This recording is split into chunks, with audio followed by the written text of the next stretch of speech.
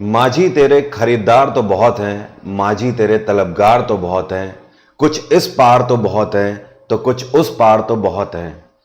जिस शहर में खोली है तूने शीशे की दुकान, दरअसल वहां पर पत्थर के खरीदार भी बहुत हैं। नमस्कार, मैं वरुण अवस्थी आप सभी का जीएस गुरु एक बार फिर से आपका स्वागत करता हूं।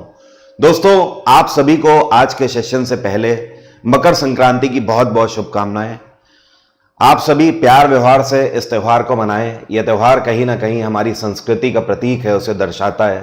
तो आज के दिन उत्तर भारत में इसे कई नामों से जाना जाता है, दक्षिण भारत की तरफ भी अलग अलग राज्यों में कई नामों से जाना जाता है।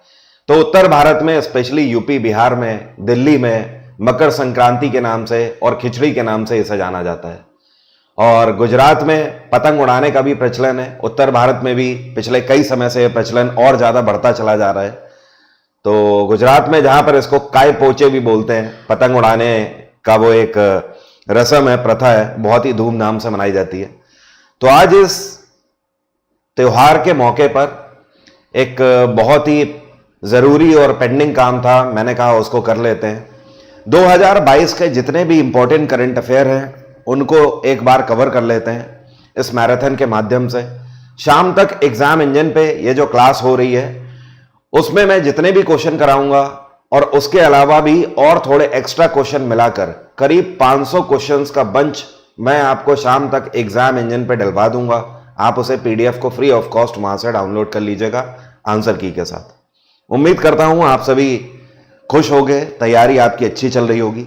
ये जो मैं मैराथन कराने जा रहा हूं, आने वाला जो CHSL एग्जाम है, CGL एग्जाम का मेंस है, MTS है, सबके लिए है, क्योंकि सब में 2022 के मई जून तक के भी करंट अफेयर पूछे गए हैं। तो अब आने वाले एग्जाम्स में मई जून के बाद के 2022 के जितने भी करंट अफेयर हैं वो सब इंपॉर्टेंट है और पूछे जाएंगे। तो चलिए शुरू करते हैं आज की क्लास को और बहुत ही बेहतरीन तरीके से कवर करेंगे। आपको पता है मेरी क्लास की खास बात क्या होती है, चीते की चाल, बाज की नजर और बाजीराव की तलवार पर संदेह नहीं करते, कभी भी मात दे सकते हैं। तो मेरी क्लास की खास बात यह होती है कि कंटेंट बहुत तेजी से गो थ्रू होता है, इधर उधर की बहुत ज्यादा बातें नहीं होती हैं, अगर होती भी हैं तो चाल बहुत तेज होती है, कम टाइम में हम लोग ज्यादा से ज्यादा चीजें गो थ्रू करते हैं। तो चलिए शुरू करते हैं। पहला क्वेश्चन आपके सामने आ रहा है।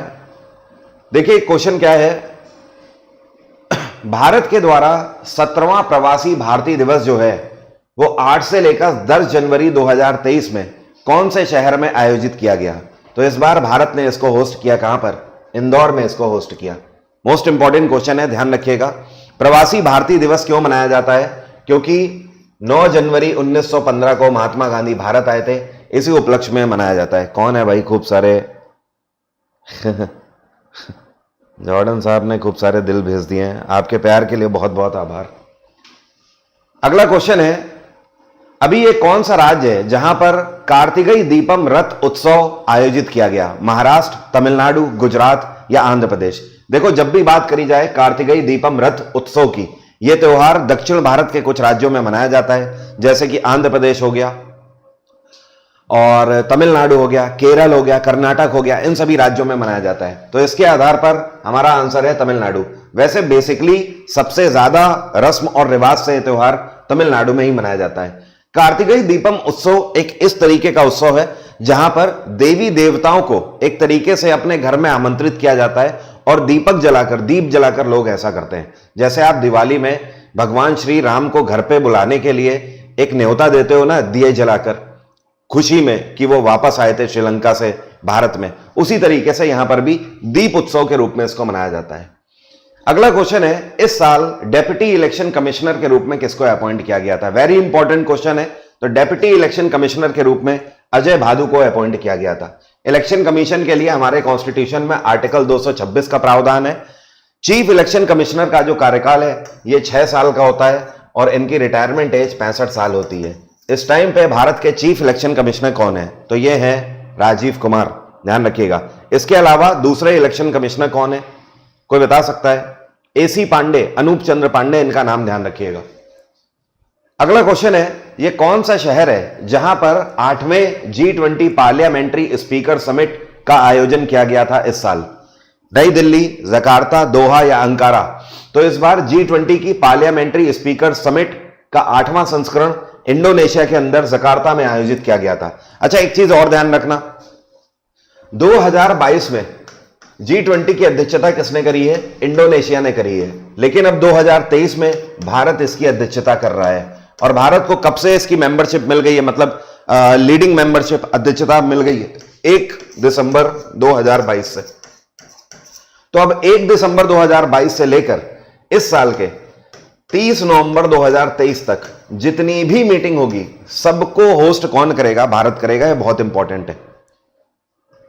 अगला क्वेश्चन है, who is the only Indian rank in times 100 emerging leaders list. इस साल टाइम्स की तरफ से 100 एमर्जिंग लीडर्स की लिस्ट जारी करी गई, जिसमें ये कौन से भारतीय हैं जिनको शामिल किया गया है? तो इकलौते भारतीय हैं आकाश अंबानी। कौन है? आकाश अंबानी। एक क्वेश्चन और आपसे पूछा जा सकता है, अभी कुछ टाइम पहले मुकेश अंबानी ने किसको रिलायंस जियो का नया चेयरपर्सन नियुक्त किया है? तो ये आकाश अंबानी ही है जिनको रिलायंस जियो का नया चेयरपर्सन भी बनाया गया। एक चीज और ध्यान रखना, जियो ने फैसला लिया है कि ये सबसे पहले 5G सर्विसेज कौन से शहरों में लॉन्च करेंगे। तो ये 4 शहरों में 5G सर्विसेज सबसे पहले लॉन्च कर रहे हैं। मुंबई, जो सबसे बड़े मेट्रो सिटीज है भाई, सीधी सी बात है, कोलकाता, नई दिल्ली और चेन्नई। इन 4 शहरों में सबसे पहले जियो अपनी फैसिलिटी लॉन्च कर रही है 5G की। अगेन वेरी इंपॉर्टेंट क्वेश्चन, क्या आप बता सकते हो 2022 के लिए वर्ल्ड ऑफ द ईयर किसको डिक्लेयर किया गया है ऑक्सफोर्ड इंग्लिश डिक्शनरी के द्वारा? गैस लाइटिंग, परमा क्राइसिस, होमर या फिर गॉबलिन मोड? चलिए आंसर करिए। इसका आंसर मैं सोच रहा हूं आप लोग दे दो तो ज्यादा बेहतर होगा। बोलिए भाई, कोई बता सकता है इसका आंसर? अभी तक तो किसी का आंसर नहीं आया है। चलो मैं ही बता देता हूं। 2022 के लिए ऑक्सफोर्ड इंग्लिश डिक्शनरी के द्वारा world of the year goblin mode को डिक्लेयर किया गया है। गॉबलिन मोड का मतलब पता है क्या होता है? अपने में ही खोए रहना, अपनी ही धुन में लगे रहना। ठीक है, वैसे गॉबलिन मोड का डिक्शनरी में एक वर्ड भी दिया रहता है, भूतों का नाच। तो दरअसल भूत बोला नहीं जाता है कि उसे तो इस बात का भूत सवार है, उसी चीज में मगन रहता है। क्लियर हो रही है बात? तो गॉबलिन मोड का मतलब यह होता है अपनी ही धुन में मगन रहना। तो इसको 2022 का डिक्लेयर किया गया है वर्ल्ड ऑफ द ईयर।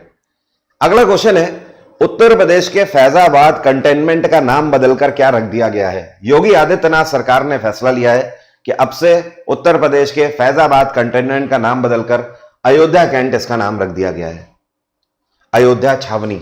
अच्छा, एक चीज और ध्यान रखना, अभी कुछ टाइम पहले अयोध्या में एक क्रॉसिंग का नाम बदलकर किसके नाम पर रखा गया? तो ध्यान रखिएगा, लता मंगेशकर के नाम पर अयोध्या के अंदर एक क्रॉसिंग का नाम बदलकर रख दिया गया है। अब उसको लता मंगेशकर क्रॉसिंग के नाम से जाना जाता है। अगला क्वेश्चन है, इस साल 2022 का सिंगापुर फॉर्मूला 1 ग्रैंड प्रिक्स किसके द्वारा जीता गया है? तो इस साल का सिंगापुर फॉर्मूला 1 आप ही खुद बता दो किसने जीता है? कोई बता सकता है?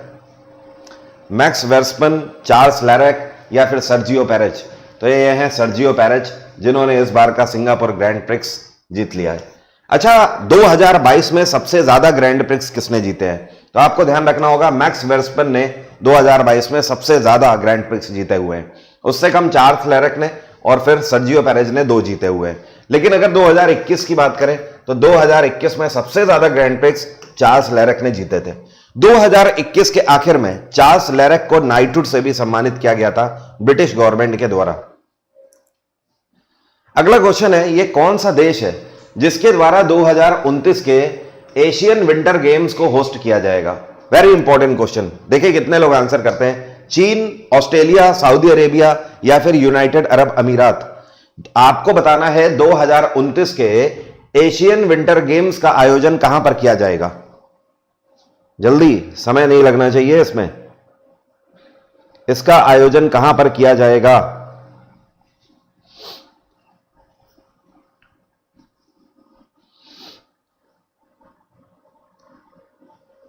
तरुण सिंह का कहना है सर कितने आवर्स का वीडियो रहने वाला है? देखिए वीडियो होता है ना कितने आवर्स का, ये तो क्लास चल रही है, पता नहीं कितने आवर्स की होगी। आपका कल एग्जाम है तो वैसे भी आप जाकर जो ऑलरेडी क्लासेस है ना उनसे कर लीजिए, ये मेरी आपको रिकमेंडेशन है, क्योंकि लास्ट मोमेंट पे कुछ भी नहीं उखड़ता है। पूरे साल अगर आपने पढ़ाई करी है तो एक दिन में कुछ नहीं उखड़ेगा, और अगर पूरे साल आपने पढ़ाई नहीं करी है तब भी एक दिन में कुछ नहीं उखड़ेगा। ठीक है, तो टेंशन फ्री रहिए। मैं तो कह रहा हूं जाके खिचड़ी खाइए, थोड़ा देसी घी डाल के खाइए, साथ में पापड़ खाइए अचार के साथ, वो ज्यादा मजे देगा। वैसे भी कुछ होना नहीं है, कल एग्जाम है, इसलिए क्लास लेनी है तो क्लास का आनंद लीजिए, ज्यादा सोचने वाली बात उसमें है नहीं। जो लोग सऊदी अरेबिया आंसर कर रहे हैं उन सभी का आंसर सही है, वेरी गुड। सऊदी अरेबिया की कैपिटल क्या है? रियाद। ऑस्ट्रेलिया की कैपिटल कैनबरा। चाइना की कैपिटल बीजिंग। और यूए की कैपिटल अबू धाबी। अच्छा, अभी कुछ टाइम पहले ऑस्ट्रेलिया में नए प्रधानमंत्री के रूप में किसको अपॉइंट किया गया है? तो ऑस्ट्रेलिया के नए प्रधानमंत्री एंथनी एल्बनीज बनाए गए हैं। कौन? Anthony Albanese. अगला question, who has been awarded with Nobel Prize 2022 in literature? कहने का मतलब यह है कि 2022 का साहित्य में नोबेल प्राइज किसको दिया गया है? Again most important question. ये जो आपको पिक्चर में दिख रही है इनका नाम है एनी एर्नॉक्स। क्या नाम है? एनी एर्नॉक्स।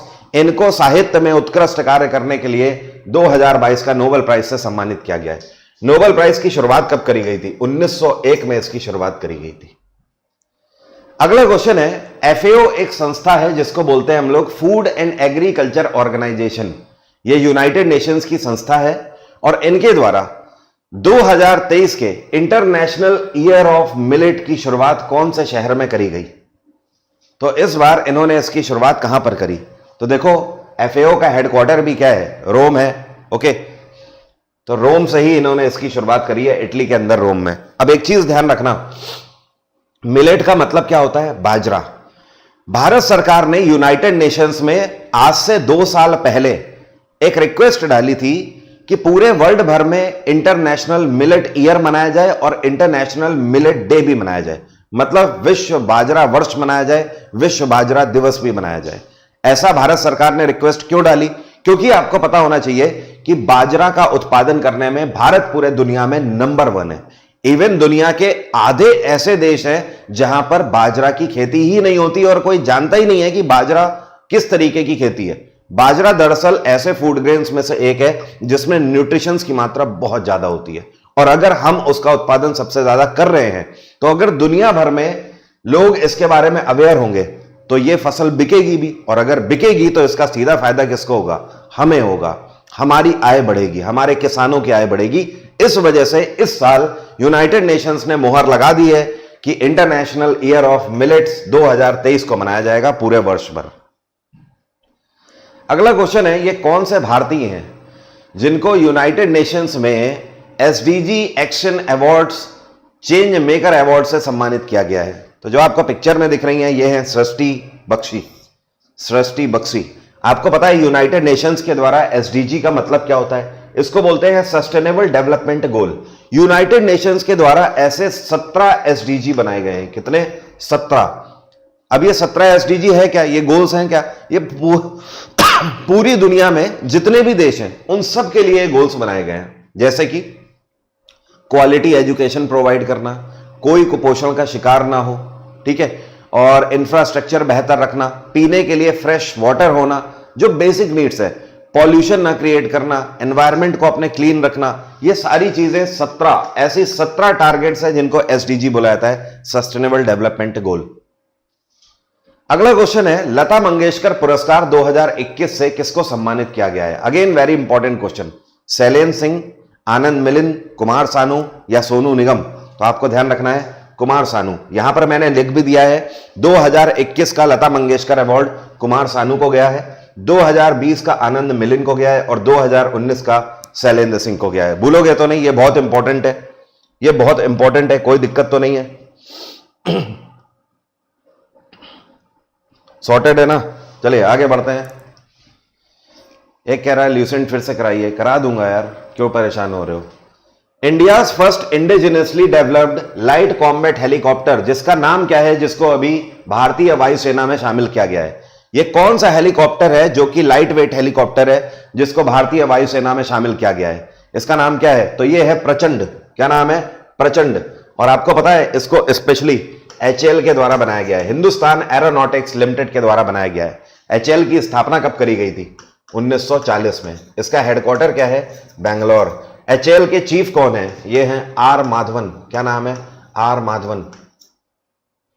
अगला क्वेश्चन है, अभी हाल ही में सीआरपीएफ के डायरेक्टर जनरल के रूप में किसको अपॉइंट किया गया है? सीआरपीएफ जिसको बोलते हैं सेंट्रल रिजर्व पुलिस फोर्स, इसके डायरेक्टर जनरल 1988 बैच के सीनियर आईपीएस अधिकारी, इनका नाम है सुजोय लाल थाउसेन, ये अपॉइंट किए गए हैं। अच्छा, एक चीज और ध्यान रखना, ये तो तब की बात हो गई, लेकिन अभी हाल ही में सुजोय लाल थाउसेन को बीएसएफ की भी कमान दे दी गई है, तो आप इस चीज से भी अपडेट रहिए। इस टाइम पर सुजोय लाल थाउसेन बीएसएफ और सीआरपीएफ दोनों के डायरेक्टर जनरल के रूप में कार्यरत हैं। अगला क्वेश्चन है, who has honoured with the 2022 prime minister prize for excellence in science teaching in secondary school in Australia? देखो, मतलब समझा देता हूं, ये भारतीय मूल की टीचर हैं और इनको ऑस्ट्रेलिया में साइंस टीचिंग में बेहतरीन कार्य करने के लिए, मतलब बहुत अच्छा पढ़ाती हैं साइंस, जिसकी वजह से ऑस्ट्रेलिया के प्रधानमंत्री एंथनी एल्बनीज के द्वारा इनको सम्मानित किया गया है prime minister prize for excellence से। तो इनका नाम क्या है? वीना नायर। नाम ध्यान रखिएगा, वीना नायर, बहुत इंपॉर्टेंट क्वेश्चन है ये। अगला क्वेश्चन है, अभी हाल ही में आईटीबीपी के डायरेक्टर जनरल के रूप में किसको अपॉइंट किया गया है? यह भी पैरामिलिट्री फोर्सेस में से एक है, जिसको Indo Tibetan border police force बोला जाता है।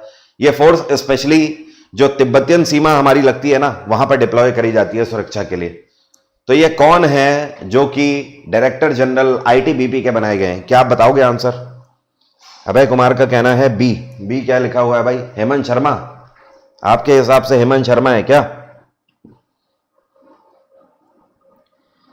तुमसे मिलने की तमन्ना है, यार का इरादा है, ये क्या नाम है? फिल योर टमी इनकी आईडी है, और ये आंसर बिल्कुल सही दे रहे हैं। अक्षय कुमार भी आज क्लास लेने आए हुए हैं हेरा फेरी के बाद। आंसर सही है, ठीक है। ये अनीस दयाल सिंह है, जो लोग हेमंत शर्मा बोल रहे थे, ध्यान रखिए, अब गलती नहीं होनी चाहिए। अगला क्वेश्चन, ये कौन सा राज्य है जिसने highest number of foreign tourist visitor 2021 में टॉप किया है?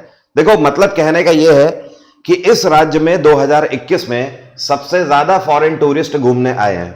महाराष्ट्र, तमिलनाडु, राजस्थान या फिर Uttar Pradesh? Which one is the correct answer? तो यह है महाराष्ट्र, ध्यान रखिएगा। महाराष्ट्र एक ऐसा राज्य रहा 2021 में जहां पर सबसे ज्यादा फॉरेनर्स विजिटर के रूप में घूमने आए थे। अगला क्वेश्चन है, नेक्स्ट क्वेश्चन है, ये कौन है जिनको लाइफ टाइम अचीवमेंट अवार्ड दिया गया है अमेरिकी सरकार की तरफ से? और ये भारतीय मूल के हैं। ये सम्मान इनको इस वजह से दिया गया है क्योंकि इनकी वजह से अमेरिकी सरकार और भारत सरकार के बीच में एक काफी अच्छा ट्रेड एंड कॉमर्स रिलेशन बना है। इनका नाम क्या है? विवेक लाल, अमन दत्ता, रजत शुक्ला या फिर उज्जवल सिंह? ये एक ब्यूरोक्रेट है, अमेरिकन एम्बेसी में भी कार्य कर चुके हैं। बताइए, विवेक लाल इज द राइट आंसर, बिल्कुल सही, आईएफएस अधिकारी हैं। नेक्स्ट क्वेश्चन है, ये कौन है जिनको टाइम्स मैगजीन की तरफ से 2022 का person of the year declare किया गया है? तो ये यूक्रेन के प्रेसिडेंट व्लादिमीर जेलेंस्की हैं, जिनको इस बार टाइम्स की तरफ से person of the year declare किया गया है। अगेन वेरी इंपॉर्टेंट, यूक्रेन की कैपिटल क्या है? यूक्रेन की कैपिटल है कीव, KIEV। चलिए इस क्वेश्चन का आंसर करिए। यह कौन सा राज्य है जहां पर अभी कुछ टाइम पहले 9 दिन का बाथुकम्मा पुष्प महोत्सव मनाया गया है? बाथुकम्मा त्योहार कहां मनाया जाता है? आसाम, केरल, कर्नाटक या तेलंगाना? 9 दिन का यह उत्सव जो कि हर साल धूमधाम से मनाया जाता है, बाथुकम्मा पुष्प महोत्सव कहां पर मनाया गया? इसमें देवी देवताओं को महिलाएं भोग लगाती हैं और यह त्योहार कहां पर मनाया गया? तो ध्यान रखिएगा, यह आंध्र प्रदेश और तेलंगाना राज्यों में मनाया जाता है। तो तेलंगाना हमारा यहां पर आंसर है। तेलंगाना में इस टाइम पे मुख्यमंत्री कौन है? ये हैं चंद्रशेखर राव। तेलंगाना में गवर्नर कौन है? तमिलसाई सुंदरराजन। कर्नाटक में बिसावराज बोमई की सरकार है। केरल में पिनाराय विजयन है मुख्यमंत्री और आसाम में हिमांता बिस्व शर्मा है। अच्छा, एक बात बताओ, आसाम के गवर्नर जगदीश मुखी हैं, इनको 2022 में एक और राज्य का पदभार दिया गया है गवर्नर के रूप में। तो ये दूसरे एक और राज्य के गवर्नर बनाए गए हैं। कौन सा राज्य के? ध्यान रखना, नागालैंड के भी गवर्नर हैं ये। अगला क्वेश्चन है, ये कौन सी राज्य सरकार है जिसके द्वारा केवल भारत का ही नहीं दुनिया का सबसे बड़ा सफारी पार्क अरावली रेंज के ऊपर बनाया जाएगा? पंजाब, गुजरात, हरियाणा या राजस्थान? तो ये है हरियाणा सरकार, मनोहर लाल खट्टर की सरकार। खट्टर सरकार ने फैसला लिया है कि ये वाइल्ड लाइफ को प्रोटेक्ट करने के लिए दुनिया का सबसे बड़ा सफारी पार्क अरावली रेंजेस के ऊपर बनाएंगे।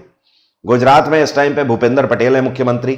पंजाब में भगवंत मान है, इसी साल इनकी नई सरकार आई है विधानसभा इलेक्शन के तहत। और राजस्थान में अशोक गहलोत, मतलब कांग्रेस की सरकार है।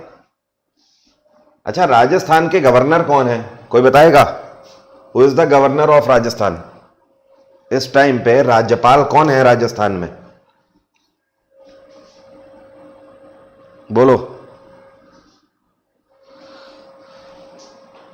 यार। जब वो गाना आया था तो कितना क्रेज रहा करता था ना क्लास में, मतलब चाहे कोर्स सिलेबस याद हो ना हो, लेकिन वो गाना हर एक लड़के को बिल्कुल रटा रहता था, स्पेशली यूपी बोर्ड में। तमल्ले हबीबी वक्तल इल यवानी इल इल इल।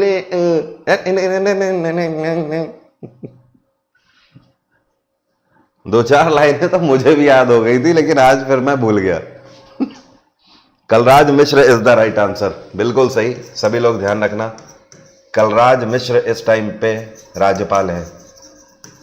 अगला question, which team has won 59th edition of Duleep trophy 2022? Duleep trophy जो कि क्रिकेट टूर्नामेंट है, ठीक है, इस बार इसका 59वां संस्करण कौन सी टीम ने जीता है? East zone, west zone, north zone या फिर साउथ जोन? जल्दी आंसर करिए, क्विक।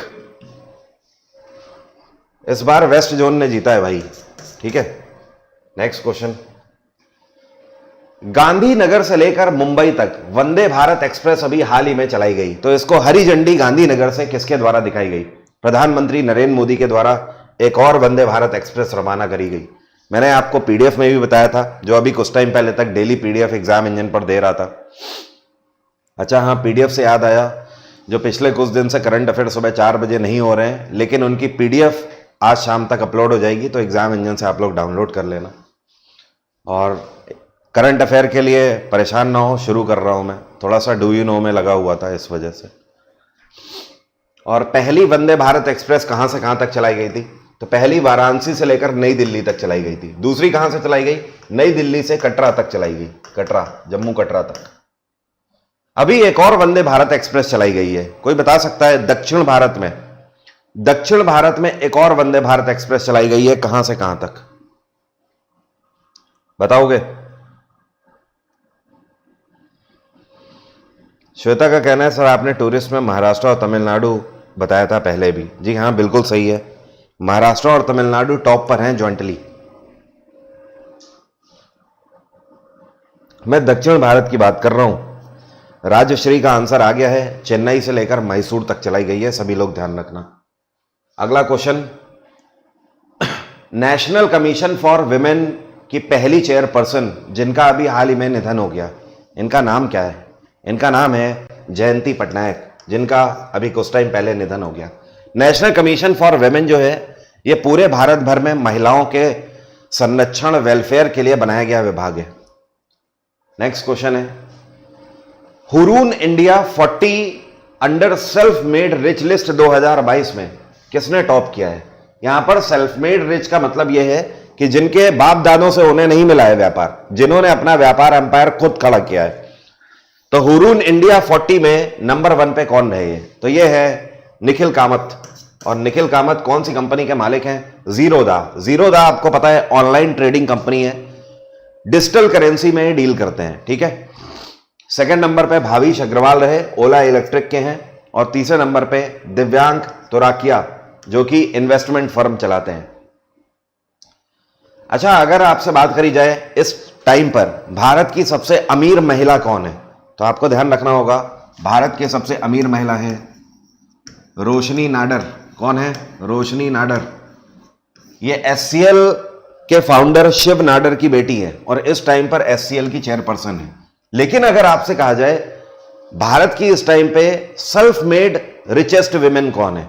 रोशनी नाडर को इनके पिता से एम्पायर मिला है, लेकिन सेल्फ मेड रिचेस्ट पर्सन की बात करी जाए, ये महिला कौन है बताइए?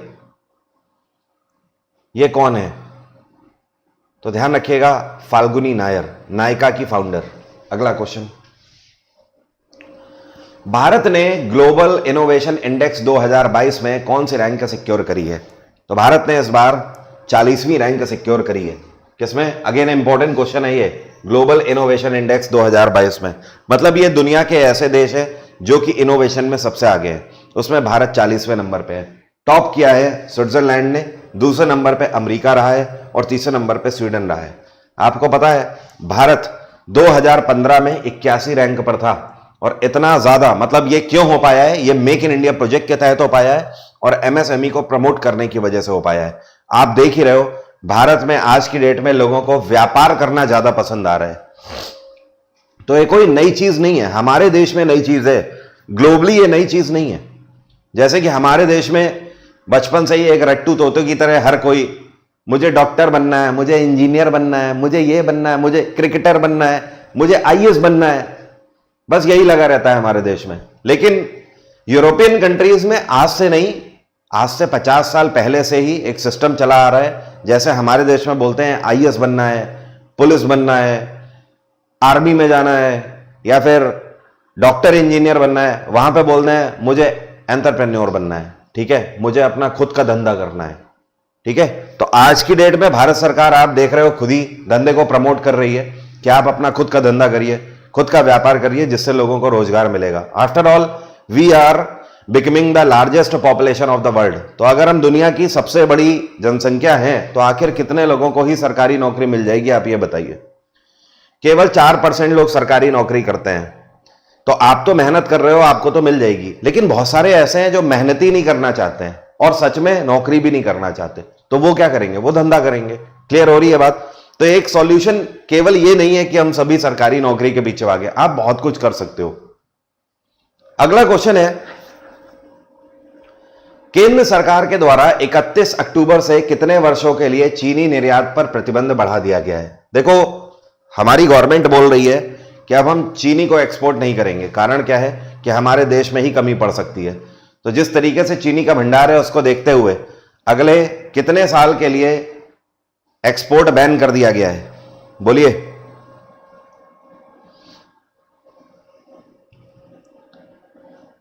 आपको भी बहुत बहुत शुभकामनाएं मकर संक्रांति की। आंसर करिए इसका।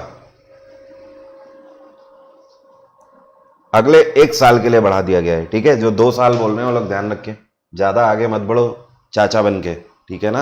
अगला क्वेश्चन, जो आपको पिक्चर में दिख रहे हैं, इनका नाम पता है क्या है? इनका नाम है लुइस इनाशियो लूला दा सिल्वा। ये कौन से अभी देश के नए राष्ट्रपति बने हैं? तो लूला दा सिल्वा नए राष्ट्रपति अभी हाल ही में बने हैं ब्राजील के। और इन्होंने किसको सक्सीड किया है? इन्होंने जैर बोल्सोनारो की जगह ली है। किसकी? Jair Bolsonaro. ब्राजील की कैपिटल क्या है? ब्राजीलिया। फ्रांस की कैपिटल पेरिस, इथोपिया की कैपिटल अदिस अबाबा और फिलीपींस की कैपिटल मनीला। अगला क्वेश्चन देखिए क्या बोल रहा है। आपसे कह रहा है इसमें, ये इनमें से कौन से भारतीय हैं जिनको फोर्ब्स की annual list the world 100 most powerful women में शुमार नहीं किया गया है इस बार दिसंबर 2022 में? तो देखो, दिसंबर 2022 में फोर्ब्स की तरफ से एनुअल लिस्ट जारी करी गई है वर्ल्ड्स 100 मोस्ट पावरफुल वुमेन की। तो इसमें किसको शामिल नहीं किया गया है? निर्मला सीतारमन, नीता अंबानी, फाल्गुनी नायर या फिर रोशनी नाडर? खुद ही बताइए आप। निर्मला सीतारमन को तो शामिल किया गया है और यह भारत की मोस्ट पावरफुल वुमेन है पिछले 3 साल से। तो चलिए, एक ऑप्शन तो मैंने एलिमिनेट कर दिया, बाकी 3 में आप बताइए। ओबामा जी का कहना है नीता अंबानी को शुमार नहीं किया गया है इस बार। अच्छा, पक्का लॉक कर दूं? सही बोल रहे हैं, नीता अंबानी, ठीक है। आप इनको जानते हैं, ये कौन है? ये हैं किरण मजूमदार और इनका भी अपना एक वेंचर है। इनके अपने वेंचर का नाम क्या है? इसका नाम है बायोकॉन। क्या नाम है? बायोकॉन। बैंगलोर बेस्ड कंपनी है इनकी, किरण मजूमदार शाह। चलिए, इसका आंसर बताइए। ऑर्टन कैपिटल के द्वारा 2022 का पासपोर्ट इंडेक्स जारी किया गया, जिसमें भारत ने कौन सी रैंक सिक्योर करी? मतलब ये तो इन्होंने चौंका देने वाली एकदम बात कर दी है इसमें। ऑर्टन कैपिटल ने पासपोर्ट इंडेक्स 2022 में भारत को कौन सी रैंक दी है? बताइए, 74, 87, 97 या 94? कौन सी रैंक इन्होंने दी है? इन्होंने 87 रैंक दी है, ध्यान रखना भारत को। अब इसमें एक और चीज ध्यान रखना, ऑर्टन कैपिटल ने 2022 में पासपोर्ट इंडेक्स में नंबर 1 रैंक किसको दी है? इन्होंने यूनाइटेड अरब अमीरात को नंबर 1 रैंक दी है। आपको पता है पहली बार ऐसा हुआ है कि किसी पासपोर्ट इंडेक्स में गल्फ कंट्री को फर्स्ट रैंक मिली है, यूनाइटेड अरब अमीरात। नो डाउट यूएई लगातार एंटरप्रेन्योरशिप में बेहतर कार्य कर रहा है, टेक्नोलॉजी में बहुत आगे हो चुका है पहले से, और 2031 तक यूनाइटेड अरब अमीरात ग्लोबल लीडर बनना चाहता है आर्टिफिशियल इंटेलिजेंस के क्षेत्र में। दुनिया की पहली एआई यूनिवर्सिटी भी अभी कुछ टाइम पहले यूनाइटेड अरब अमीरात में ही खोली गई है। Who had won Mexico grand prix 2022? 2022 का मैक्सिको ग्रैंड प्रिक्स किसने जीता है? यह मैक्स वर्स्टैपेन ने जीता है इस बार। अगला क्वेश्चन, यह कौन सा देश है जिसने अपने अंतरिक्ष स्टेशन के लिए दूसरा लैब मॉड्यूल लॉन्च किया है? अपने अंतरिक्ष में स्टेशन के लिए दूसरा लैब मॉड्यूल इनमें से किसके द्वारा लॉन्च किया गया? जापान, चीन, भारत या फिर यूएई? चाइना। और आपको पता है अभी कुछ टाइम पहले तक चाइना के द्वारा जो इनका स्पेस स्टेशन है उसको रेनोवेट भी किया जा रहा था, काफ़ी चीज़ें उसमें अपडेट करी जा रही थी और फाइनली वो अपडेट हो गई हैं, मतलब इनका रेनोवेशन भी पूरा हो गया दिसंबर 2022 तक। अगला क्वेश्चन है, देखिए क्या बोल रहा है। अभी कुछ टाइम पहले एक चक्रवाती तूफान नगले जिसका नाम था, नलगे नाम था जिसका, ये कौन से देश में आया था जिसकी वजह से यहां पर काफी जान माल का नुकसान भी हुआ? फिलीपींस, जापान, भारत या चाइना? ये कौन सा देश है जहां पर नलगे नाम का एक तूफान आया था?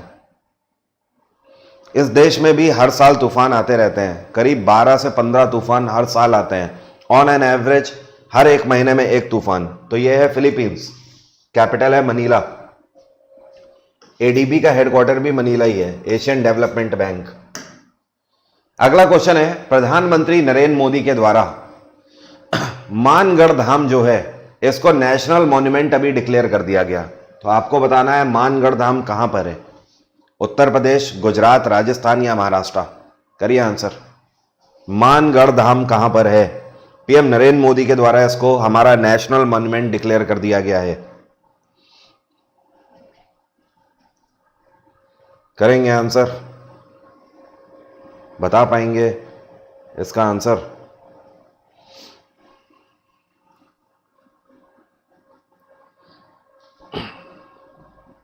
राजस्थान वाले सभी सही हैं, यूपी वाले कृपया करके मुझे बता दें यूपी में कहां देख लिया आपने मानगढ़ धाम? भाई Rajasthan is the right answer.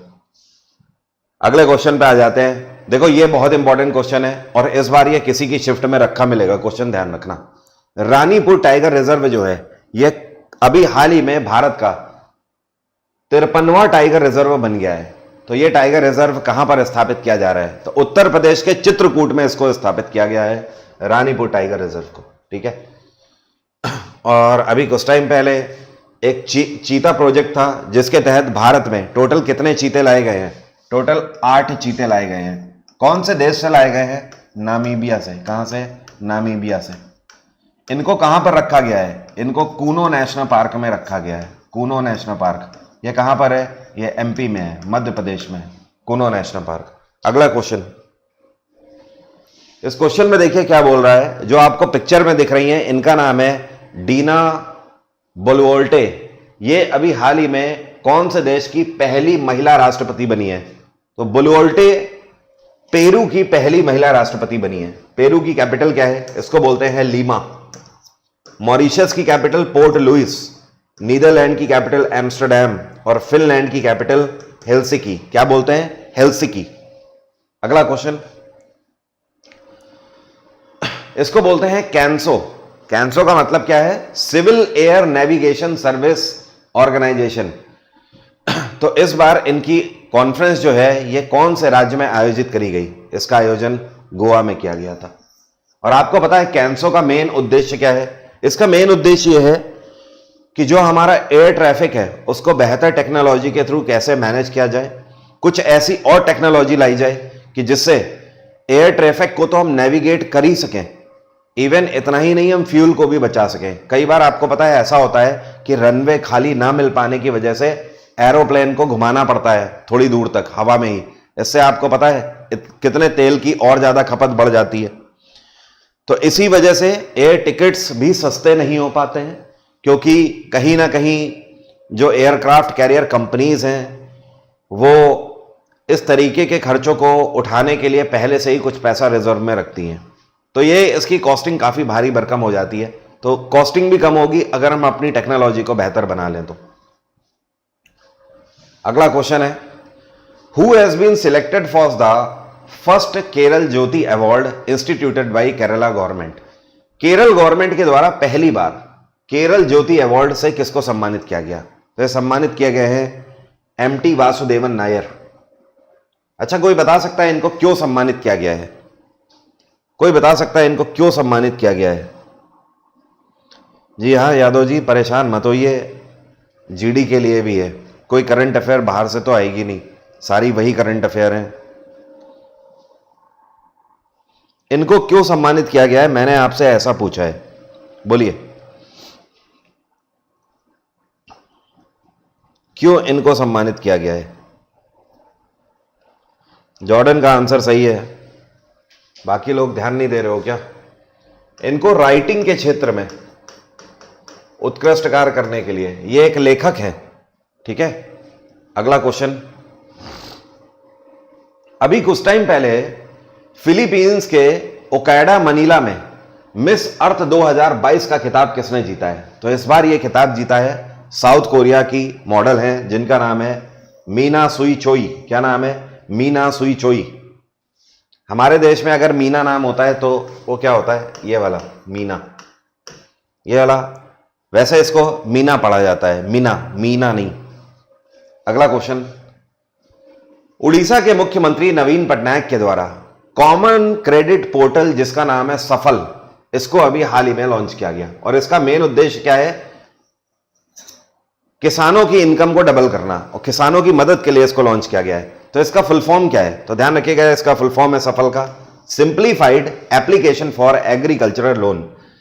इस पोर्टल की मदद से जो किसान है वो अगर ऋण लेना चाहते हैं, लोन लेना चाहते हैं, तो वो अप्लाई कर सकते हैं और अगर वो अप्लाई करते हैं तो उनकी अकाउंट की क्रेडिबिलिटी के आधार पर उन्हें लोन सैंक्शन कर दिया जाएगा। जैसे मान लीजिए कि कोई ऐसा किसान जिसका पोटेंशियल ज़्यादा है, जिसकी इनकम ज़्यादा है, तो उसको ज़्यादा लोन दिया जाएगा। कोई ऐसा किसान जिसकी इनकम कम है तो उसे कम लोन दिया जाएगा, क्योंकि इंस्टॉलमेंट में भी तो देखी जाती है ना कि कितना वो वापस कर पाएगा। इस पोर्टल की खास बात पता है क्या है? इस पोर्टल में टोटल 12 बैंकों को शामिल किया गया है, 12 बैंक्स। मतलब किसान को बार बार अपनी फाइल लेकर अलग अलग बैंक में जाने की जरूरत नहीं है। एक बार पोर्टल में अपना दस्तावेज अपलोड कर दे, 12 के 12 बैंकों पर वो फाइल पहुंच जाएगी। अब जो सभी बैंक लोन देना चाहेगा वहां पर आपको आपके पोर्टल में दिख जाएगा 48 घंटे के अंदर, ठीक है ना। जैसे मान लो 4 बैंक तैयार हुए आपको लोन देने पर। एक बैंक कह रहा है हम 5 लाख आपको दे सकते हैं, एक कह रहा है हम 5.5 लाख दे सकते हैं, एक बोल रहा है हम 4 लाख दे सकते हैं और एक बोल रहा है कि हम आपको 4.5 लाख दे सकते हैं। तो अब आप सिलेक्ट कर लीजिए। हो सकता है आप 5.5 लाख ना लो, आप 5 लाख ले लो। उसका कारण है जो 5.5 लाख दे रहा हो वो आपको हो सकता है 8.9% रेट ऑफ इंटरेस्ट पे दे रहा हो, और जो 5 लाख दे रहा है वो हो सकता है 8.1% पे दे रहा हो। तो आपकी गणित आपके हिसाब से बैठेगी। हो सकता है आप बोल दो कि ये 50,000 तो मैं जुगाड़ अलग से कर लूंगा, इनसे ये सस्ता रेट है, इस पर ले लेते हैं। अगला क्वेश्चन, ये कौन सी कंपनी है जिसने अभी हाल ही में ट्रांजैक्शन एग्रीमेंट साइन किया है to acquire 51% share holding of Badshah Masala in a deal of 587 crore. मतलब सीधा सीधा ये क्वेश्चन है कि ये कौन सी कंपनी है जिसने बादशाह मसाले के 51% शेयर खरीद लिए हैं 587 करोड़ रुपए में। तो ये है डाबर, डाबर इंडिया। और डाबर का हेडक्वार्टर क्या है? इसका हेडक्वार्टर है गाजियाबाद, गाजियाबाद। और डाबर ने यह भी बोला है कि अगले 3 साल के अंदर, मतलब 2025 तक इनकी कोशिश है कि ये बादशाह मसाले को पूरे तरीके से एक्वायर कर लें। नेक्स्ट क्वेश्चन है, इस बार 12वां संस्करण वर्ल्ड हिंदी कॉन्फ्रेंस का 2023 में कहां पर आयोजित किया जाएगा? तो इस बार इसकी मेजबानी करेगा फिजी। फिजी में इसको आयोजित किया जाएगा। फिजी की कैपिटल क्या है? इसको बोलते हैं सुवा। अगला क्वेश्चन है, सीवीसी जिसको बोलते हैं central vigilance commission is observing vigilance awareness week from 31 October to 6 November. What is the theme of vigilance awareness week? कहने का मतलब यह है, विजिलेंस कमीशन के द्वारा 31 अक्टूबर से लेकर 6 नवंबर तक विजिलेंस अवेयरनेस वीक मनाया गया। इस बार इसकी थीम क्या थी? यह करना है आपको आंसर। इस बार इसकी थीम क्या थी?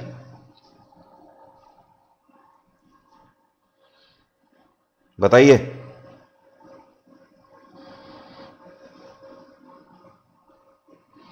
दूर से देखा तो अंडे उबल रहे थे, पास जाके देखा तो गंजे उछल रहे थे। बचपन में न्यू ईयर में ग्रीटिंग कार्डों में यही लिख लिख के देते थे दोस्तों को। करो भाई, आंसर आ गया। जो ए आंसर कर रहे हैं उन्हीं का आंसर सही है। आरिफ अहमद, सही है आंसर आपका, बहुत बढ़िया। Corruption free India for a development nation, ठीक है, ये इस बार की इसकी थीम थी। और अभी कुछ टाइम पहले सेंट्रल विजिलेंस कमिश्नर के रूप में किसको अपॉइंट किया गया है, वो भी जरा सोचिए, अपने दिमाग पे जोर डालिए। चलिए इस क्वेश्चन पे आ जाते हैं। उड़ीसा के अंदर देन कनाल में बाजी राउत नेशनल फुटबॉल टूर्नामेंट का उद्घाटन किसके द्वारा किया गया? तो इस बार इसका उद्घाटन किया गया धर्मेंद्र प्रधान के द्वारा। धर्मेंद्र प्रधान एजुकेशन मंत्रालय इस टाइम पे संभाल रहे हैं, और पीयूष गोयल कॉमर्स मंत्रालय संभाल रहे हैं। स्मृति ईरानी के पास इस टाइम पे विमेन एंड चाइल्ड डेवलपमेंट मंत्रालय है, और अनुराग सिंह ठाकुर इस टाइम पे स्पोर्ट्स मिनिस्टर भी हैं और यूथ अफेयर्स मिनिस्टर भी हैं। अगला क्वेश्चन, ये कौन सा वर्ड है जिसको कॉलिंस डिक्शनरी की तरफ से 2022 का world of the year declare किया गया है? तो कॉलिंस ने world of the year declare किया है किसको? परमा क्राइसिस को। किसको? परमा क्राइसिस। परमा क्राइसिस का मतलब पता है क्या है? परमा क्राइसिस का मतलब पता है क्या है? मतलब एक तरीके की इनस्टेबल सिचुएशन, कि स्टेबल नहीं है सिचुएशन, लगातार दिक्कतें आती चली जा रही हैं। तो ऐसा इस वजह से कि आप देख रहे हो ना, कोविड पेंडेमिक जैसे तैसे खत्म हुआ, फिर से कोविड के केसेस आने लगे। और जब कोविड पेंडेमिक खत्म हुआ तो बहुत सारे कंट्रीज तो परेशान हो गए। किसकी वजह से? कितने ही ऐसे कंट्रीज है जहां पर साइक्लोन्स आ गए। तो इस वजह से कॉलिंस की तरफ से 2022 का world of the year permacrisis को डिक्लेयर किया गया। और ऑक्सफोर्ड की तरफ से गॉबलिन मोड, अभी बताया था आपको। अगला question, who has been recently elected as the first female president of table tennis federation of India? TTFI में पहली बार महिला प्रेसिडेंट के रूप में किसको इलेक्ट किया गया? इनका नाम क्या है? यह है मेघना अलावत। मेघना अलावत। और चाइना का जो नेशनल गेम है ये टीटी है, टेबल टेनिस, वहां पर इसको पिंग पोंग के नाम से जाना जाता है। Who has been appointed as the CEO of EESL? EESL जिसको बोलते हैं एनर्जी एफिशिएंसी सर्विसेज लिमिटेड, इस कंपनी की स्थापना 2009 में करी गई थी। इसका हेडक्वार्टर है नोएडा। तो इसके नए सीईओ कौन बनाए गए हैं? ये है कौन, बताएगा कोई? विशाल कपूर। कौन है? विशाल कपूर। और आपको पता है ईईएसएल एक ऐसी कंपनी है जिसको अभी पिछले साल भारत सरकार की तरफ से पूरे भारत के हाईवेज में, जो आप देखते हो ना हाईवे में स्ट्रीट लाइट लगी रहती है जो सोलर पैनल से चलती हैं, वो लगाने का कॉन्ट्रैक्ट मिला है। अब आप समझ लो कितना बड़ा कॉन्ट्रैक्ट मिला है इस कंपनी को। अगला क्वेश्चन है, इंडियन ओरिजिन के ये व्यक्ति हैं जिनका नाम क्या है? इनका नाम है लियो वरदकर। अभी हाल ही में कौन से देश का प्रधानमंत्री एक बार फिर से इनको चुना गया है? लियो वरदकर जो कि भारतीय मूल के हैं, ये कौन से देश के एक बार फिर से चुने गए हैं नए प्रधानमंत्री? तो ये आयरलैंड के प्रधानमंत्री फिर से चुने गए हैं। ये क्वेश्चन भी आपको किसी भी शिफ्ट में रखा मिल सकता है, सीएचएसएल, सीजीएल, एमटीएस की कोई भी शिफ्ट में। इंपॉर्टेंट क्वेश्चन है। और यहां का सबसे बड़ा शहर है डबलिन। क्या बोलते हैं? डबलिन। अगला क्वेश्चन है, नई दिल्ली में 2022 का जो गंगा उत्सव का 6वां संस्करण है, इसका उद्घाटन किसके द्वारा किया गया? अरविंद केजरीवाल, जी किशन रेड्डी, जितेंद्र सिंह या धर्मेंद्र प्रधान? करिए आंसर। ये कौन है जिन्होंने गंगा उत्सव के 6वें संस्करण का उद्घाटन इस साल नई दिल्ली में किया? गंगा उत्सव के मनाने का पीछे का मेन मोटो यह भी था इस बार कि नमामि गंगे प्रोजेक्ट को लगातार आगे ले जाना। पहले नमामि गंगे प्रोजेक्ट का मेन उद्देश्य था गंगा को क्लीन करना, लेकिन अब उसका मेन उद्देश्य है पूरे भारत की सारी नदियों को क्लीन करना। जितेंद्र सिंह के द्वारा, बिल्कुल सही। जितेंद्र सिंह जो लोग बोल रहे हैं उन्हीं का आंसर सही है। नेक्स्ट क्वेश्चन पे आते हैं। चलिए, ये एक कंपनी है जिसका नाम है उदय, इसको बोलते हैं UIDAI, the unique identification authority of India. और यही वो कंपनी है जिसके द्वारा पूरे भारत भर में सभी के आधार बनाए गए हैं, आधार कार्ड। तो अब देखिए क्या बोल रहा है। उदय ने अभी हाल ही में एक AI बेस्ड चैटबॉट लॉन्च किया है। इसका नाम क्या है? आप अगर UIDAI.gov.in पर जाते हो तो ये चैटबॉट आपको मिलेगा। ये आपकी मदद के लिए हमेशा तत्पर है। इसका नाम क्या है? इसका नाम है आधार मित्र। क्या नाम है? आधार मित्र।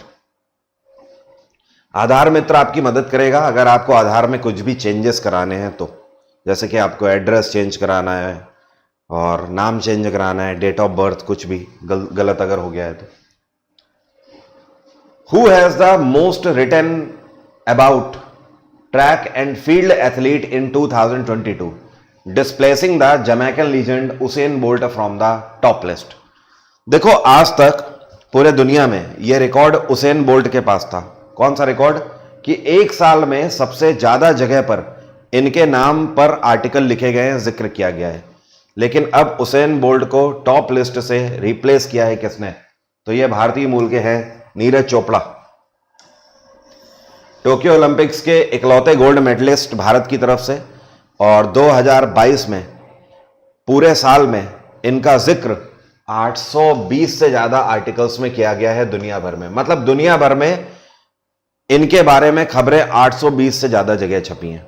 तो ये उसेन बोल्ट का रिकॉर्ड क्रॉस कर चुके हैं।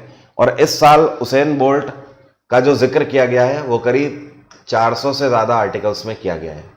तो उसेन बोल्ट अचानक से इतना कम क्यों हो गए? अरे भाई, क्योंकि उसेन बोल्ट रिटायर हो चुके हैं इस वजह से।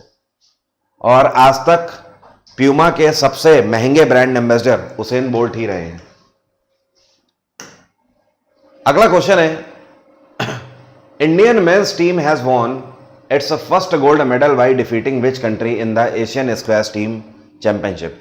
इस बार एशियन स्क्वैश टीम चैंपियनशिप में कौन से देश को हराकर भारतीय टीम ने गोल्ड जीता है first time? Netherland, Mauritius, America या कुवैत? बताइए, ये कौन से देश की टीम है जिसको हराकर जीता है भारतीय टीम ने इस बार?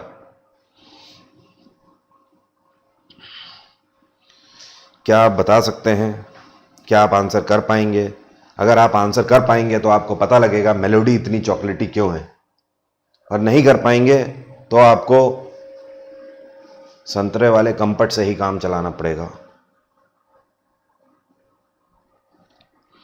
सर, आपके नोट से SSC GD में बहुत क्वेश्चन आ रहा है, आपका धन्यवाद। SSC GD कौन से खेत की मूली है भाई? SSC सीजल में भी आते हैं, तो टेंशन फ्री होके रहिए। सिलेक्शन हर साल हो रहे हैं, इस साल तो पहले ही बोला है, इस साल तो सबसे ज्यादा ही सिलेक्शन दूंगा मैं GS के बेसिस पे। बात यह है कि मैं जितना पढ़ा रहा हूं उतना आप कवर कर रहे हैं कि नहीं। तो मेरे तो पढ़ाने से सिलेक्शन तो आपका होगा नहीं, आपके भी पढ़ने से सिलेक्शन होगा। तो मैं जितना करा रहा हूं उतना करते रहिए। बाकी अगर आप सिलेबस में अगर मुझसे कोर्स पढ़ रहे हैं पूरा एग्जाम इंजन पे, तो वहां पर भी बस वही है कि एक बार जितना कोर्स करा। अच्छा, कोर्स से मुझे याद आया, अब आपके पास एक ऑप्शन है कि अगर आपके पास पैसे नहीं है फिर भी, ठीक है, आपको लग रहा है कि फीस ज्यादा है, तो आप मेरा हिस्ट्री का रिकॉर्डेड बैच पूरा ले सकते हो। और ये PCS लेवल का है, PCS प्लस SSC लेवल का। तो ये पूरा बैच आप ले पाओगे, और ये बैच आपको कल से ही एग्जाम इंजन पर मिल जाएगा। और इसकी कॉस्ट शायद 150 या 200 रुपये रहेगी। और 1 साल की इसकी वैलिडिटी है। आप 24 घंटे 7 दिन जब चाहो तब आप इसे देख सकते हो।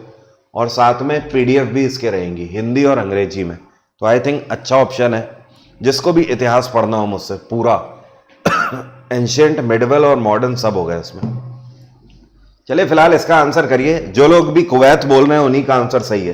कुवैत को इस बार भारत ने इसमें हराया है। कुवैत की कैपिटल क्या है? Kuwait city. चलिए इस क्वेश्चन को देखते हैं। उत्तर प्रदेश में योगी आदित्यनाथ सरकार ने एक टारगेट लिया है कि भारत के सबसे बड़े तीर्थ स्थलों में से एक मथुरा वृंदावन को शुद्ध शून्य कार्बन उत्सर्जन पर्यटन स्थल कौन से साल तक बना दिया जाएगा। मतलब यहां पर बिल्कुल भी ऐसा इंफ्रा तैयार किया जाएगा जिससे कि बिल्कुल भी पॉल्यूशन ना हो, केवल बैटरी वाले व्हीकल्स चलेंगे। अगर कोई कारखाने हैं आसपास जो कि कोयले से चल रहे हैं, उन सभी को बंद कर दिया जाएगा, धूल वूल वगैरह से मुक्त कर दिया जाएगा पूरे तरीके से। तो 2041 तक का टारगेट लेकर चल रही है योगी सरकार। मथुरा वृंदावन को इस तरीके से रेनोवेट किया जाएगा। अगला क्वेश्चन है, केंद्र सरकार के द्वारा एक हाई लेवल पैनल का गठन किया गया है और इसका मेन काम क्या होगा? यह भारत के जितने भी एजुकेशनल इंस्टीट्यूशन है, जो शिक्षा संस्थान है, इनकी गुणवत्ता को बेहतर बनाने के लिए मॉनिटरिंग और कंट्रोलिंग करेंगे। सवाल यह है कि इस कमेटी के चेयरपर्सन कौन बनाए गए हैं? इसके चेयरपर्सन डॉक्टर के राधाकृष्णन बनाए गए हैं। मेरी बात आप समझे कि नहीं? एक बार मैं फिर से रिपीट कर रहा हूं। भारत सरकार ने क्या किया? एक नई कमेटी बनाई है, हाई लेवल पैनल तैयार किया है। इसका मेन उद्देश्य यह होगा कि पूरे भारत के जो इंस्टीट्यूशन है हायर एजुकेशन पे, उन पर ये मॉनिटरिंग करेंगे कि वो शिक्षा का स्तर सही रख रहे हैं कि नहीं रख रहे हैं, उनका सिलेबस कैसा है, वर्ल्ड क्लास कैटेगरी का होना चाहिए। तो उसकी अध्यक्षता ये करेंगे। अगला क्वेश्चन है, हाल ही में किस टीम ने फीफा विश्व कप 2022 जीता है? तो भाई साहब सबको ही पता है, फीफा वर्ल्ड कप इस बार किसने जीता है? अर्जेंटीना ने जीता है। किसको हराकर जीता है? फ्रांस को हराकर। इस बार जो फीफा वर्ल्ड कप हुआ है ये कहां पर हुआ है? ये कतर में हुआ है। और फीफा वर्ल्ड कप से एक दो क्वेश्चन और समझ लो। इस बार का जो फीफा वर्ल्ड कप है, इसका ऑफिशियल मैस्कॉट क्या रहा, मतलब शुभांकर क्या रहा? तो इसका नाम है लईब। क्या नाम था? लईब। इस बार के फीफा वर्ल्ड कप की फुटबॉल कौन सी कंपनी के द्वारा स्पॉन्सर करी गई थी? तो इस बार एडिडास के द्वारा स्पॉन्सर करी गई थी। इस फुटबॉल का नाम क्या था? इस फुटबॉल का नाम था अल रिहाला। अल रिहाला, ठीक है। इस बार फीफा वर्ल्ड कप 2022 में गोल्डन बूट से किसको सम्मानित किया गया? तो गोल्डन बूट मिला है कैलिन एम्बापे। कैलिन एम्बापे फ्रांसीसी खिलाड़ी हैं, आजकल बहुत न्यूज में रहते हैं, आपको पता ही होगा। और अभी तक का सबसे महंगा कॉन्ट्रैक्ट इनको मिला है इस साल का। तो अर्जेंटीना ने फ्रांस को हराया। अगले क्वेश्चन पे आ जाते हैं। आपको पता है आज तक सबसे ज्यादा बार फीफा वर्ल्ड कप कौन से देश ने जीता है? ब्राजील ने। उससे कम बार अर्जेंटीना ने। यह कौन सी राज्य सरकार है जिसके द्वारा 2022 में लखपति दीदी योजना की शुरुआत करी गई है? यह है उत्तराखंड में पुष्कर सिंह धामी की सरकार। अब यह लखपति दीदी योजना है क्या? इस योजना के अंतर्गत भारत सरकार उत्तराखंड सरकार यह कहती है कि 2025 तक 1.25 लाख महिलाओं को वो लखपति बनाएंगे।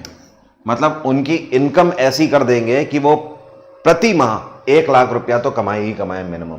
अब इसके लिए उत्तराखंड सरकार क्या कर रही है?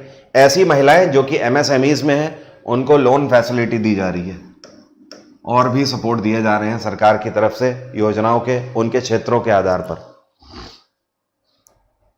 अगला क्वेश्चन है, who has been appointed as an honorary member in the general division of the order of Australia for his contribution to the Australia India bilateral relationship.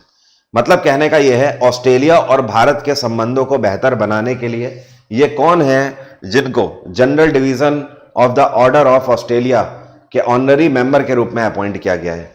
तो ये हैं अमित दास गुप्ता। अमित दास गुप्ता, पक्का? अमित दास गुप्ता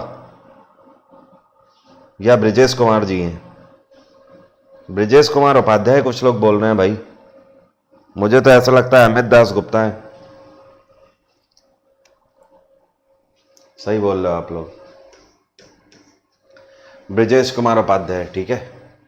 नेक्स्ट क्वेश्चन है, ये कौन है जिनको अभी हाल ही में एडटेक प्लेटफॉर्म बायजूस की एजुकेशन को प्रमोट करने के लिए ग्लोबली ब्रांड एम्बेसडर के रूप में डिक्लेयर किया गया है?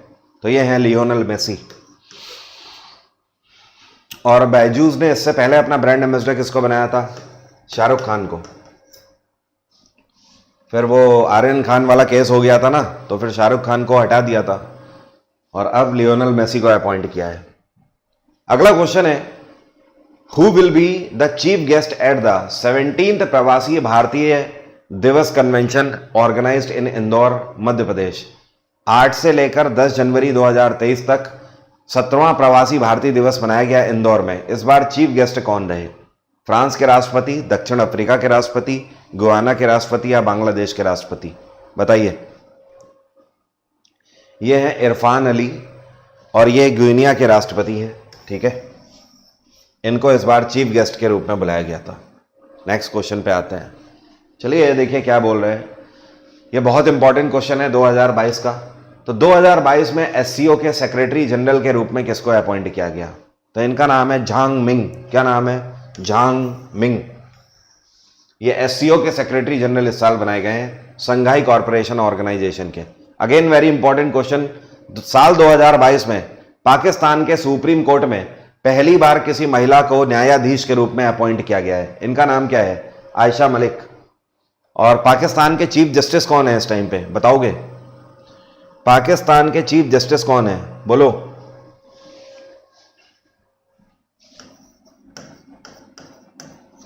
गुलजार अहमद पाकिस्तान के चीफ जस्टिस हैं, ठीक है। अगले क्वेश्चन पे आ जाते हैं। बैंक ऑफ बड़ौदा ने अपने ब्रांड एंडोर्सर के रूप में किसको अपॉइंट किया है?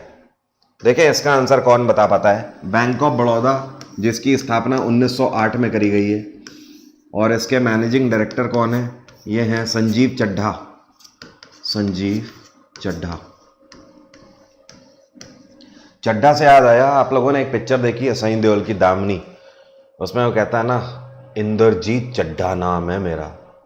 ये चड्ढा, वो एक अलग बात है कि कुछ तार ऐसे होते हैं जिसमें फंसी हुई पतंगे बच्चे भी उतार लाते हैं, लेकिन दामनी के केस को छूकर तूने जो गलती करी है, तुझे करंट का ऐसा झटका लगेगा कि तू झटकना भूल जाएगा। तो चड्ढा कहता है गुप्ता 4 लाख दे रहा है। वाह, अभी तक दलाली के पेशे से औरत की नीलामी तक उतर है। इस पेशे को चिल्लाओ मत, वरना यही फैसला कर दूंगा, वो भी ताबड़तोड़। और हां, कल अगर तू अदालत में जज के सामने बोला तो वहीं मारूंगा। अगला क्वेश्चन। अगला क्वेश्चन क्या है? इसका आंसर तो आया ही नहीं। बड़ौदा इसका हेडक्वार्टर है। करिए आंसर इसका। वैभव मौर्य का आंसर बिल्कुल सही है। जो लोग शेफाली वर्मा आंसर कर रहे हैं, क्रिकेटर शेफाली वर्मा को अपॉइंट किया गया है। अगला क्वेश्चन चलिए। Who has been crowned the international tennis federation world champion for 2022 in the men's category? बहुत बढ़िया क्वेश्चन है। यहां पर एक क्वेश्चन में आपको 2 आंसर मिलेंगे। कैसे? समझो। ये अगेन इंपॉर्टेंट क्वेश्चन है, पूछा जा सकता है, ध्यान देना। क्या बोल रहा है? इंटरनेशनल टेनिस फेडरेशन की तरफ से वर्ल्ड चैंपियन 2022 मेंस कैटेगरी में किसको डिक्लेयर किया गया है? तो ये है राफेल नडाल। और अगर आपसे पूछा जाए विमेंस कैटेगरी में, तो विमेंस कैटेगरी में इगा स्वेतेक। कौन है? इगा स्वेतेक, पोलैंड की खिलाड़ी। अगला क्वेश्चन। अभी कुछ टाइम पहले आसाम राइफल की नॉर्थर्न कमांड के इंस्पेक्टर जनरल के रूप में किसने चार्ज संभाला है? इनका नाम बताइए। ये कौन है जिन्होंने आसाम राइफल के नॉर्दर्न कमांड के आईजी के रूप में चार्ज संभाला है? वीपीएस कौशिक, जेसी चौधरी, विकास लखेरा या फिर कृष्ण राठी? करेंगे आंसर।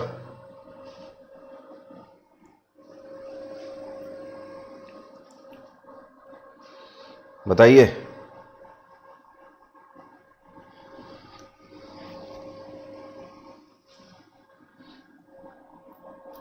कुछ लोग सी आंसर कर रहे हैं, कुछ लोग डी आंसर कर रहे हैं। इतना टाइम क्यों लग रहा है यार?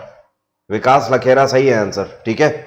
और विकास लखेरा ने किसको सक्सीड किया है? इन्होंने वीपीएस कौशिक को सक्सीड किया है, ठीक है।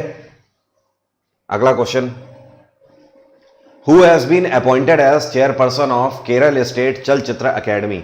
अभी कुछ टाइम पहले केरल स्टेट चलचित्र अकेडमी के चेयरपर्सन के रूप में किसको अपॉइंट किया गया है? तो इसके चेयरपर्सन बनाए गए हैं रंजीत बालाकृष्णन। कौन है? रंजीत बालाकृष्णन। और ये वहां के जाने माने डायरेक्टर हैं।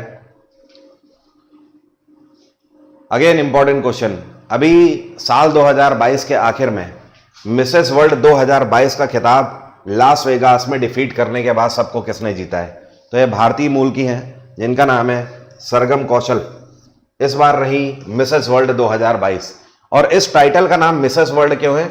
मिसेस वर्ल्ड इसीलिए है क्योंकि इस टाइटल के लिए वही महिलाएं हिस्सा लेती हैं जिनकी शादी हो चुकी होती है। शादी से याद आया, आजकल शादी के बाद का तो एक ही उद्देश्य हो गया है, और वो क्या? शादी के बाद लोगों का सिर्फ एक ही मानना है, क्या?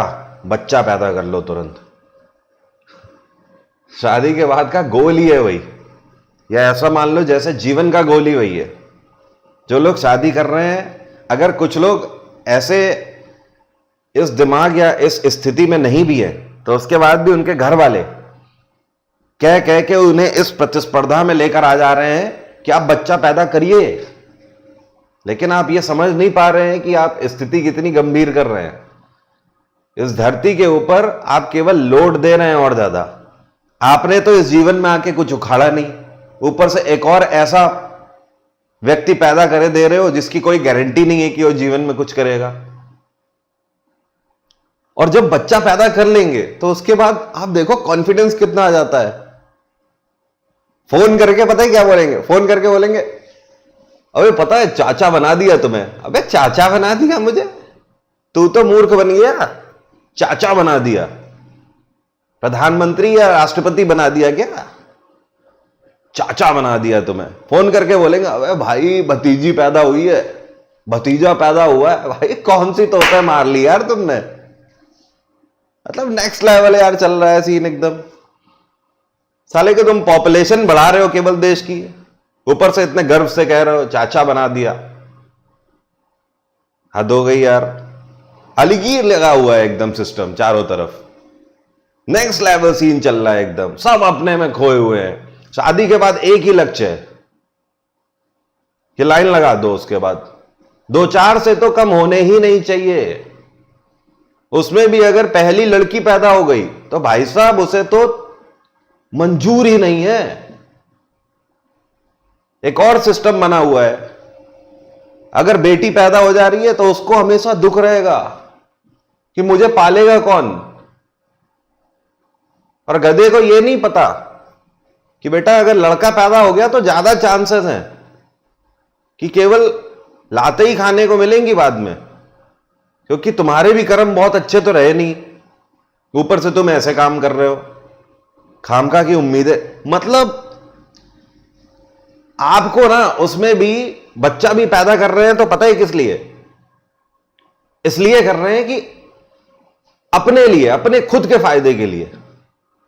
पूछो क्यों बच्चा क्यों चाहिए? कहेंगे वो बच्चा इसलिए चाहिए कि बुढ़ापे में सेवा कौन करेगा। अरे नामाकुल व्यक्ति, तेरे को कल का नहीं पता है, तो अपने बुढ़ापे की सोचे जा रहा है कि वो तुझे पालेगा। गारंटी है इस बात की? तूने कितना कर लिया दूसरों के लिए? कुछ भी चल रहा है एकदम। इंसान सिर्फ और सिर्फ मक्कारी से भरा हुआ है। सिर्फ और सिर्फ उसके दिमाग में यही चल रहा है कि कैसे मतलब अपना सिद्ध किया जाए, और अपने बच्चों को भी नहीं छोड़ रहा है वो इसी शिद्दत में। कल को हमारी मदद करेगा। अबे बच्चा पैदा कर रहे हो या बैसाखी पैदा कर रहे हो? कुमार का कहना है, सर इधर उधर की बात इतना क्यों कर रहे हैं? मन है भाई मेरा, सबको अभिव्यक्ति की आज़ादी है। चलिए अच्छा, इसी बात पे बताइए, अभिव्यक्ति की आज़ादी के लिए आर्टिकल कौन सा है कुमार जी? देखें आपकी जीएस किस तरफ जा रही है। अब तो इधर उधर की बात नहीं है, बताइए अभिव्यक्ति की आजादी के लिए आर्टिकल कौन सा है? आर्टिकल 19। ठीक है, आगे बढ़ते हैं। Next question, who is the author of, यार ये ज्ञान की बातें हैं, ये इधर उधर की बातें नहीं है, हमारे समाज में सच में चल रहा है, आप इससे जागृत होइए, कुछ अलग करो, कुछ ऐसा करो जो सोसाइटी के लिए हो, कुछ ऐसा करो कि सोसाइटी को कुछ दे पाओ, ना कि बच्चा दे पाओ सोसाइटी को। सोसाइटी में इतने बेजुबान घूम रहे हैं, बच्चा ही चाहिए तो जाके यार एडॉप्ट क्यों नहीं कर लेते? जाके एडॉप्ट कर लो बच्चा। इतने अनाथालय पड़े हुए हैं, इतने बच्चे बेचारे सुबह शाम सोच रहे हैं कि आके मुझे कोई ले जाए, पैसा भी है लोगों के पास, लेकिन नहीं, तुम एडॉप्ट नहीं करोगे क्योंकि तुम्हें अपने वीर से बच्चा चाहिए, इस वजह से तुम एडॉप्ट नहीं करोगे। समस्या तो यह है, कड़वी सच्चाई, नंगी सच्चाई। तुम्हें वही करना है, तब जाकर तुम्हें सुकून मिलेगा। अभी एक किताब लॉन्च करी गई है जिसका नाम है Gandhi's assassin, the making of Nathuram Godse and his idea of India. यह किताब महात्मा गांधी और नाथूराम गोडसे के ऊपर लिखी गई है और यह चर्चा में भी रही है। यह किताब किसके द्वारा लिखी गई थी? धीरेन्द्र कुमार झा के द्वारा यह किताब लिखी गई थी। नेक्स्ट क्वेश्चन पे आते हैं। चलिए बताइए, बहुत इंपॉर्टेंट क्वेश्चन है। अभी हाल ही में भारत के 73वें चेस ग्रैंड मास्टर कौन बने हैं? भारत के 73वें चेस ग्रैंड मास्टर कौन बने हैं? बताइए। एक कह रहा अपना खून चाहिए। इनका नाम क्या है? राहुल वर्मा, मयंक झा, भारत सुब्रमण्यम या फिर योगेश शर्मा? तो ये हैं भारत सुब्रमण्यम, जो कि 73वें ग्रैंड मास्टर बने हैं। आपको पता है जितने भी भारत के ग्रैंड मास्टर हैं उनमें सबसे ज्यादा कौन से राज्य से हैं? तमिलनाडु से। और भारत के पहले ग्रैंड मास्टर विश्वनाथन आनंद, अभी कुछ टाइम पहले ही विश्वनाथन आनंद को कौन सी संस्था में वाइस प्रेसिडेंट के रूप में अपॉइंट किया गया है? इंटरनेशनल चेस फेडरेशन के वाइस प्रेसिडेंट बनाए गए हैं। कौन? विश्वनाथन आनंद। नेक्स्ट क्वेश्चन है, who has been appointed as vice president of AIIB? इस साल AIIB के वाइस प्रेसिडेंट कौन बनाए गए हैं? ये है Urjit Patel, farmer RBI governor है, RBI के गवर्नर ये रह चुके हैं। और AIIB की स्थापना साल 2016 में करी गई थी। इसका हेडक्वार्टर क्या है? बीजिंग। कोई बता सकता है AIIB के प्रेसिडेंट कौन है? इनका नाम है जिन लिकिन। जिन लिकिन। नेक्स्ट क्वेश्चन पे आ जाते हैं। देखिए यहां पर क्या बोल रहा है आपसे, इनमें से कौन सी टीम है जिसने इस बार प्रो कबड्डी लीग 2022 टाइटल का नवा संस्करण जीत लिया? Bengaluru Bulls, Jaipur Pink Panthers, Dabang Delhi या फिर तेलुगु टाइटंस? तो आपको ध्यान रखना है, इस बार जयपुर पिंक पैंथर्स ने यह टाइटल जीता है, pro kabaddi league title 2022। Who has won Best Actor in a Motion Picture Drama Category Award in Golden Globe? इस बार का golden globe 2022 motion picture drama category award में जीता है विल स्मिथ ने। थोड़ा सा इधर भी नजर डाल लो। अगर आपसे पूछा जाता है बेस्ट पिक्चर ड्रामा कैटेगरी पे कौन रही, तो ये रही the power of the dog. Best picture musical और कॉमेडी कैटेगरी में कौन सी रही? West side story. Best actress का खिताब किसे मिला? निकोल किडमैन को। और बेस्ट एक्टर का विल स्मिथ को, किंग रिचर्ड मूवी के लिए। अगला क्वेश्चन है, दक्षिण कोरिया में पहली बार किसी व्यक्ति को गोल्डन ग्लोब अवार्ड से सम्मानित किया गया, इनका नाम क्या है? दक्षिण कोरिया में पहली बार किसी व्यक्ति को गोल्डन ग्लोब अवार्ड से सम्मानित किया गया है, इनका नाम क्या है? इससे पहले किसी भी दक्षिण कोरिया के सिविलियन को यह अवार्ड नहीं दिया गया है। इनका नाम बताइए या मैं ही बता दूं? ओ यूंग सू। ठीक है, ओ यूंग सू। और कौन से क्षेत्र में अवार्ड इनको दिया गया है? ये एक्टर है, बेसिकली कॉमेडियन है। ठीक है, इनका जनरे है कॉमेडी। अगला क्वेश्चन है, एडिलेड इंटरनेशनल विमेन सिंगल का फाइनल 2022 किसने जीता है? तो ये इस बार जीता था ऑस्ट्रेलियाई खिलाड़ी एशले बार्टी ने। एशले बार्टी ने इस साल ऑस्ट्रेलियन ओपन भी जीता था 2022 का, और 2023 का तो अब ऑस्ट्रेलियन ओपन होगा ना जनवरी के महीने में। तो 2022 का ऑस्ट्रेलियन ओपन इन्होंने जीता। उसके बाद इन्होंने रिटायरमेंट भी अनाउंस कर दिया। इन्होंने मात्र 25 साल की उम्र में रिटायरमेंट अनाउंस कर दिया है।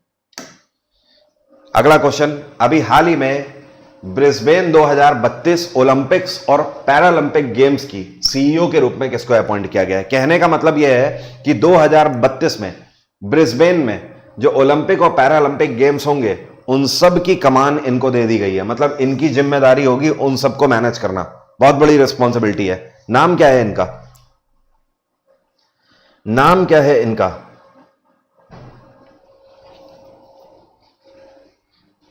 गिनी इन्फेंटिनो।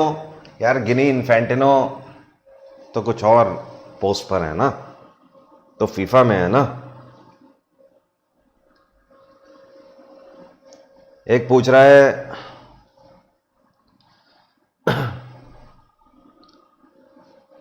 सर आप कौन से राज्य से हो? अच्छा, देखिए मेरी जन्मभूमि कानपुर है और मेरी कर्म भूमि दिल्ली है। क्या आंसर कर रहे हैं? ग्रेजिला बियंका, बट आंसर सही नहीं है। ये जो आपको पिक्चर में दिख रही हैं इनका नाम है सिंडी हुक। ठीक है, अब भूलना नहीं, नाम ध्यान रख लो।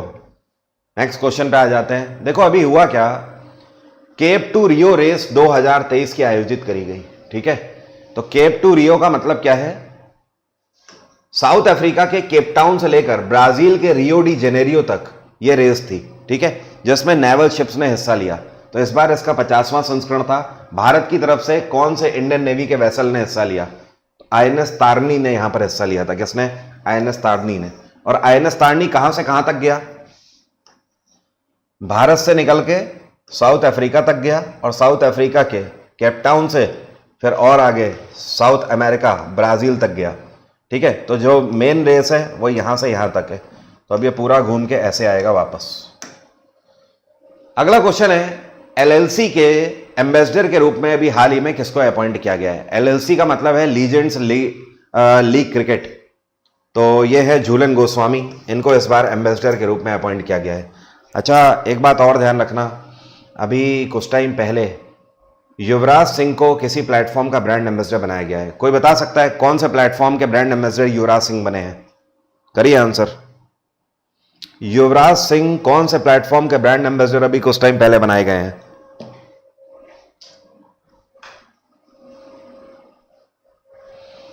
अच्छा, तब तक कुछ लोग ये भी बताओ, अभी कुछ टाइम पहले क्योर फिट के ब्रांड एम्बेसडर कौन बनाए गए थे?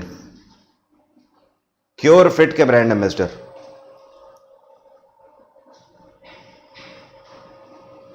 राहुल बंसूद का आंसर सही है, माही रानी का भी सही है, लीजा जामवाल भी क्लास में है। देखो आपको बता दूं, ब्लाइंड वर्ल्ड कप क्रिकेट 2022 के ब्रांड एम्बेसडर युवराज सिंह बनाए गए थे।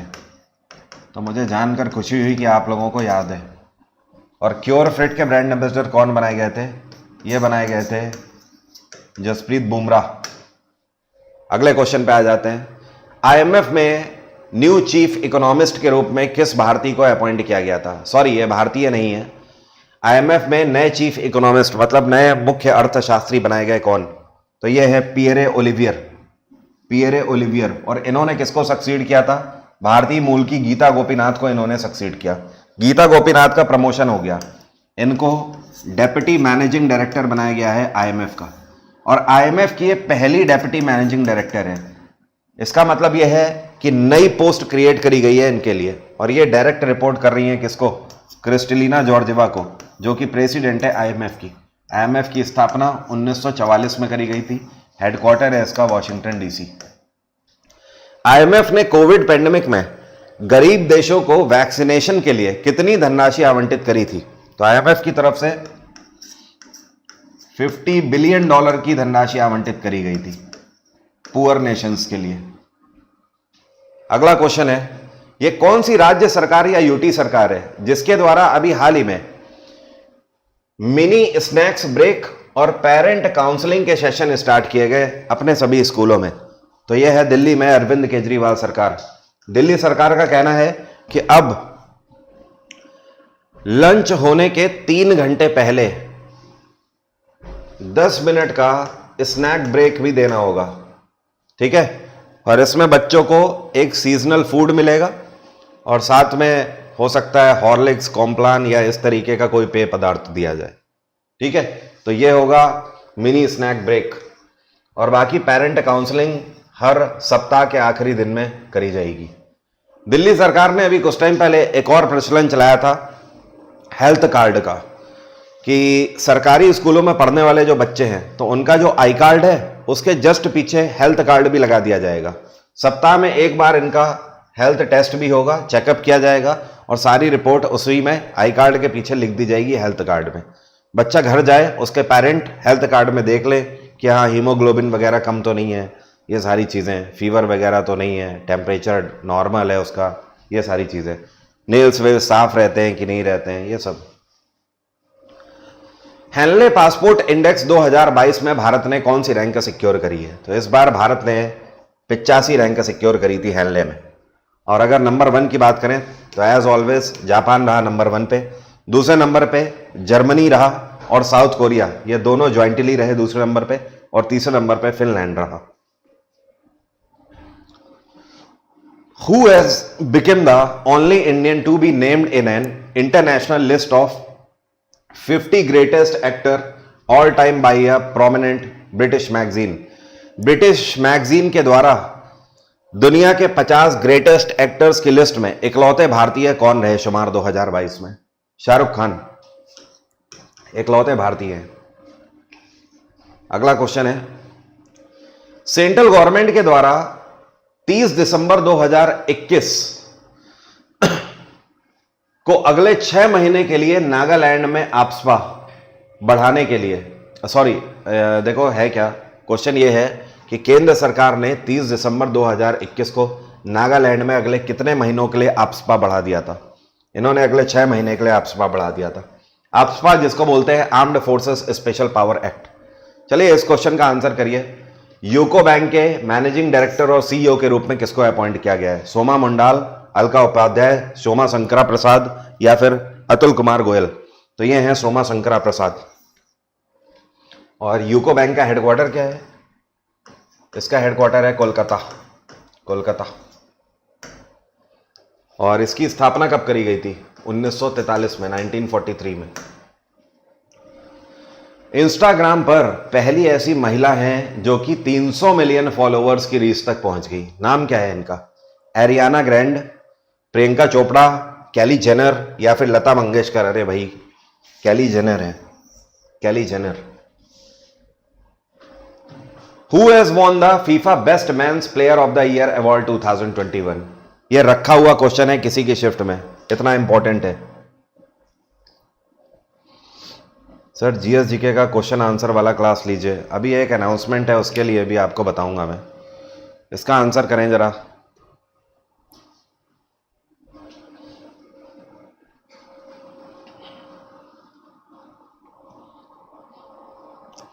सुजाता चौहान, सुजाता का आंसर सही है। यह है रॉबर्ट लेमनडोस्की, पोलैंड के खिलाड़ी हैं और फीफा की तरफ से best men's player of the year रहे। फीफा की स्थापना 1904 में करी गई थी, 1904 में। इसका हेडक्वार्टर क्या है? पेरिस में स्थापना करी गई थी और इसका हेडक्वार्टर है ज्यूरिक। फीफा के प्रेसिडेंट कौन है? ये हैं गिनी इन्फेंटिनो, गिनी इन्फेंटिनो, ठीक है। अगले क्वेश्चन पे आ जाते हैं। अभी कुछ टाइम पहले ये कौन सा टाइगर रिजर्व है जहां पर कॉलर वाली बाघिन की मृत्यु हो गई? कॉलर वाली बाघिन की मृत्यु कहां पर हुई थी? Pench tiger reserve, Nokrek national park, Sundarban या फिर गल्फ ऑफ मन्नार? यह है पेंच टाइगर रिजर्व। और इसको क्यों इतना याद किया गया? इसने अपने कार्यकाल में 29 बच्चों को जन्म दिया। अगला question, who has won Rabindranath Tagore literary prize 2021-22? ये बहुत अच्छा क्वेश्चन है और इंपॉर्टेंट भी है। ऐसे क्वेश्चन एसएससी बहुत ज्यादा पसंद करता है और पूछता भी है। इस साल का 2022 का रवींद्रनाथ टैगोर लिटरेरी प्राइज किसको दिया गया? साहित्य में उत्कृष्ट कार्य करने के लिए। तो ये दो लोग हैं, एक तो है सुदीप सेन और दूसरे हैं शोभना कुमार। तो पहला सही आंसर है। अगले क्वेश्चन पे आ जाते हैं। Who has been awarded the FIFA special the best award? FIFA की तरफ से स्पेशल द बेस्ट अवार्ड 2022 का किसको दिया गया? पुर्तगाल के खिलाड़ी क्रिस्टियानो रोनाल्डो को यह दिया गया है। अच्छा, एक बात बताइए, क्रिस्टियानो रोनाल्डो को अभी हाल ही में कौन से फुटबॉल क्लब ने साइन किया है? अभी लेटेस्ट है, बिल्कुल अभी हाल ही में क्रिस्टियानो रोनाल्डो को कौन से फुटबॉल क्लब ने साइन किया है? करिए आंसर।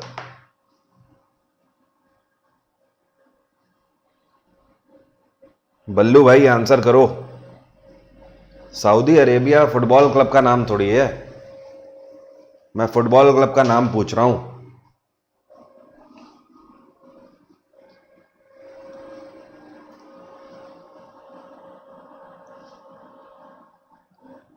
नंदनी बना का आंसर सही है, अल नासिर। ठीक है, अल नसर, अल नसर, सभी लोग ध्यान रखना, अल नसर। ठीक है, अगला क्वेश्चन। ऑस्ट्रेलियन ओपन 2022 टूर्नामेंट में कौन से खिलाड़ी ने नहीं खेला था? नोवाक जोकोविक ने नहीं खेला था। कोविड पैंडेमिक की गाइडलाइंस फॉलो ना करने की वजह से इनको अलाउ नहीं किया गया था। और ऑस्ट्रेलियन ओपन 2022 का जीता किसने है? राफेल नडाल ने। और अगर बात करी जाए फीमेल कैटेगरी में किसने जीता है? एस्ले बार्टी ने जीता है। अगला क्वेश्चन है, who has become the youngest women to fly the world solo? पूरे दुनिया में सबसे कम उम्र की महिला कौन है जिन्होंने पूरी दुनिया एक तरीके से अकेले घूम ली? तो ये है ज़ारा रदरफोर्ड, ज़ारा रदरफोर्ड। और आपको पता है कितने देशों में घूमी है? ये करीब 42 देशों में घूमी है। इनकी उम्र कितनी है? 19 साल। एक बार में 42 कंट्री घूमी है, ये बड़ी बात है। 2022 के सीजन के बाद टेनिस करियर को अलविदा किसने कह दिया है? तो बाय डिफॉल्ट ये इन्होंने पहले ही अनाउंस कर दिया था कि 2022 के सीजन के बाद ये कोई भी सीजन नहीं खेलेंगी। सानिया मिर्जा, इनके करियर की समाप्ति। नेक्स्ट क्वेश्चन है, भारत की सबसे उम्र दराज भालू किस राष्ट्रीय उद्यान में जिसका निधन हो गया? और इसका नाम पता है क्या था? इसका नाम था गुलाबो। गुलाबो का निधन हो गया। इसको मदारियों से, जो भालू वाले मदारी होते हैं ना, उससे रेस्क्यू करके लाए थे ये रिजर्व वाले। और जब इसको रेस्क्यू करके लाए थे तो ये करीब 15 साल की थी। और अभी इसका निधन शायद 28 या 27 साल की उम्र में हुआ है, 12 साल या 13 साल के बाद। तो आप बताओ ये कौन से नेशनल पार्क में थी? Gulabo. Van Vihar is the right answer, सही बोलना है। अच्छा, एक बात बताओ, वन विहार कौन से राज्य में पड़ता है? जिम कॉर्बेट जैसे उत्तराखंड में पड़ता है, बताइए। रणथंभौर आपका राजस्थान में हो गया, गिर नेशनल पार्क आपका गुजरात में हो गया। वन विहार कौन से राज्य में पड़ता है? वन विहार कौन से राज्य में पड़ता है, यह बताओ।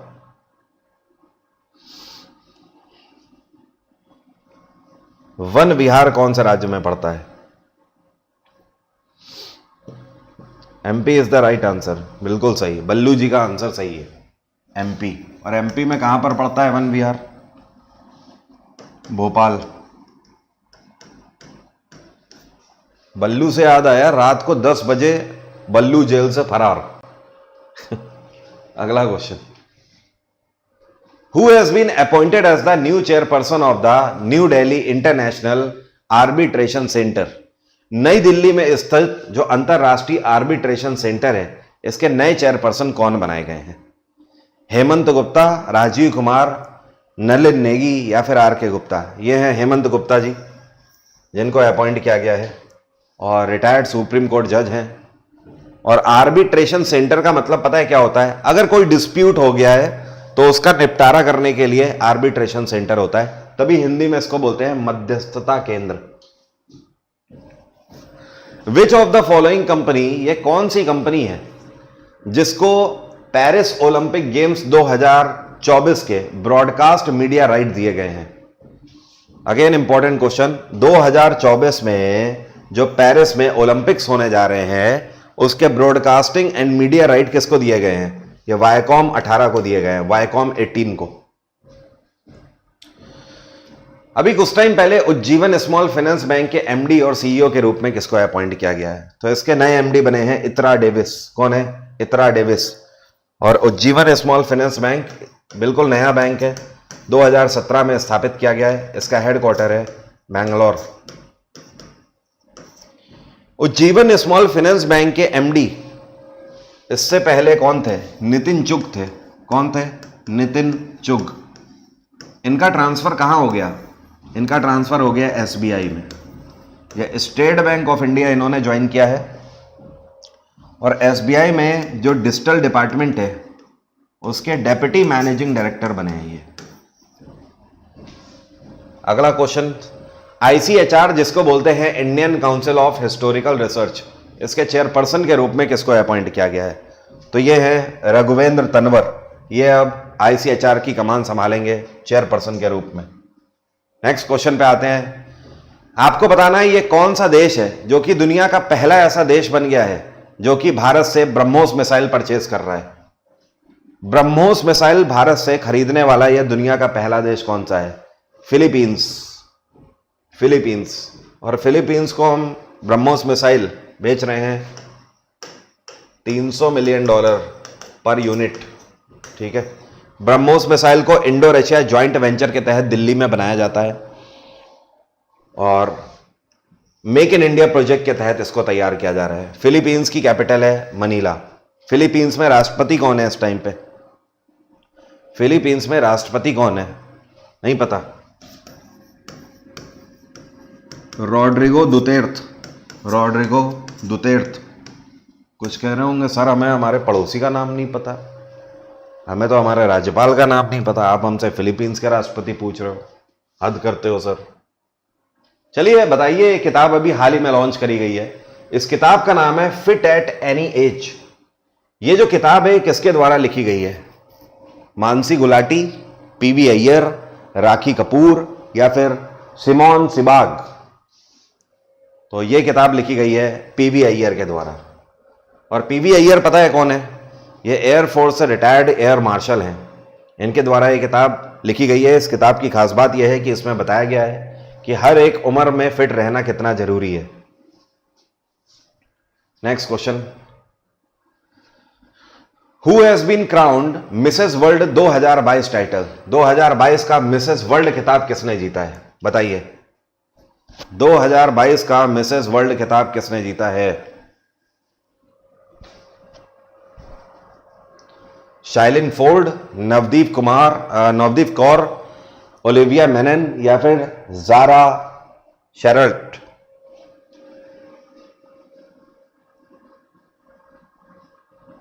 बोलो भाई। अलका चौधरी, आंसर बिल्कुल सही है, शाइलिन फोर्ड। ठीक है, शाइलिन फोर्ड ने जीता है। अगले क्वेश्चन पे आ जाते हैं। यह कौन सी संस्था है जिसके द्वारा योग्यता मोबाइल एप्लीकेशन लॉन्च किया गया है? तो योग्यता मोबाइल एप्लीकेशन को कॉमन सर्विस सेंटर्स के द्वारा लॉन्च किया गया है और यह एक ऐसा मोबाइल एप्लीकेशन है जिसका मेन उद्देश्य पता है क्या है? यह भारत सरकार का मोबाइल एप्लीकेशन है। इसमें सरकार के द्वारा एमएसएमई और गरीबी रेखा से नीचे जो लोग हैं उनके लिए जो भी योजनाएं लॉन्च करी है सरकार ने वो सब लिस्टेड है इसके अंदर। और इसका नाम योग्यता इसलिए है कि इस मोबाइल एप्लीकेशन की मदद से आप अपनी एलिजिबिलिटी चेक कर सकते हो कि आप इस योजना का फायदा ले सकेंगे या नहीं ले सकेंगे। उसमें आपसे कुछ डिटेल मांगी जाएंगी, वो डिटेल आपको फिल करनी है। जैसे ही आप सबमिट पे क्लिक करोगे उसमें आपको तुरंत लिख कर आ जाएगा यू आर एलिजिबल और नॉट।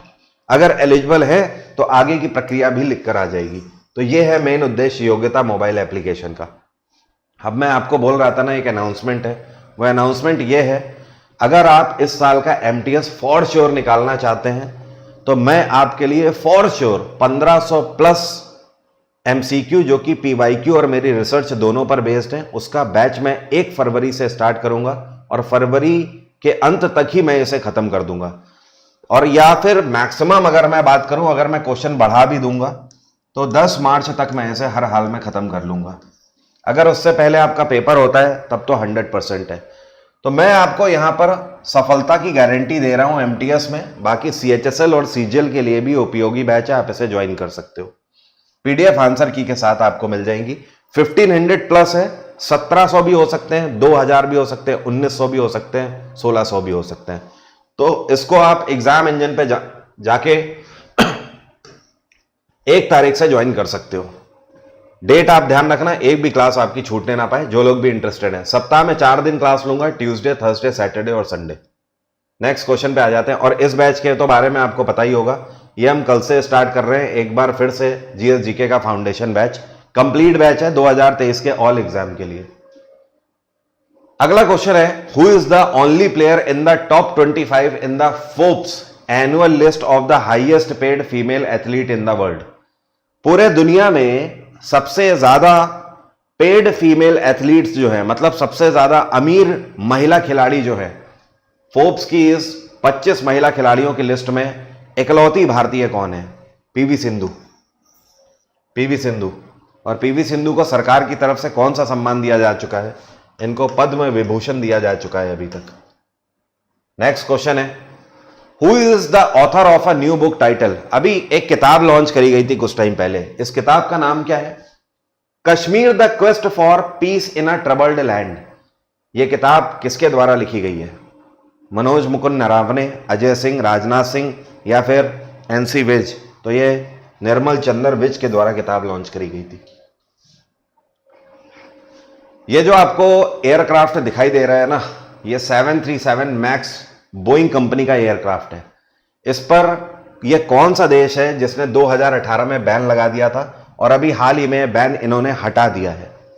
तो यह है इंडोनेशिया। दरअसल 2018 में इंडोनेशिया के अंदर यह विमान क्रैश हो गया था, जिसको लायन एयर क्रैश के नाम से जाना जाता है। उसके बाद से इंडोनेशियन गवर्नमेंट ने इस तरीके के सारे एयरक्राफ्ट पर बैन लगा दिया था। फाइनली वो बैन हटा लिया गया है। अब इंडोनेशिया की कैपिटल जकार्ता, फ्रांस की पेरिस, इजराइल की जेरूसलम, ऑस्ट्रेलिया की कैनबरा। अच्छा, अभी हाल ही में इजराइल के नए प्रधानमंत्री बने हैं, क्या नाम है इनका? एक बार फिर से ये प्रधानमंत्री बन गए हैं और इजराइल के लॉन्गेस्ट सर्विंग प्राइम मिनिस्टर हैं। ये कौन है? ये क्या नाम है इनका? Benjamin Netanyahu. ठीक है, बेंजामिन नेतान्याहू एक बार फिर से बन गए हैं प्रधानमंत्री। अगले क्वेश्चन पे आ जाते हैं। Again very important question. देखो, इंडियन रेलवे प्लान कर रही है पूरे भारत में 1000 छोटे रेलवे स्टेशन के इंफ्रास्ट्रक्चर को बेहतर बनाने के लिए। इस योजना का नाम क्या है? तो भारतीय रेलवे ने एक योजना चलाई है जिसका नाम क्या है? Amrit Bharat station scheme. क्या नाम है? Amrit Bharat station scheme. इस योजना के अंतर्गत पूरे भारत के अंदर 1000 छोटे रेलवे स्टेशन होंगे जिनको इंफ्रास्ट्रक्चर के बेसिस पर रेनोवेट किया जाएगा। मतलब कहने का यह है, ये क्या हुआ यार, इसकी बैटरी डाउन हो गई। अच्छा, लैपटॉप की, एक मिनट रुकिए।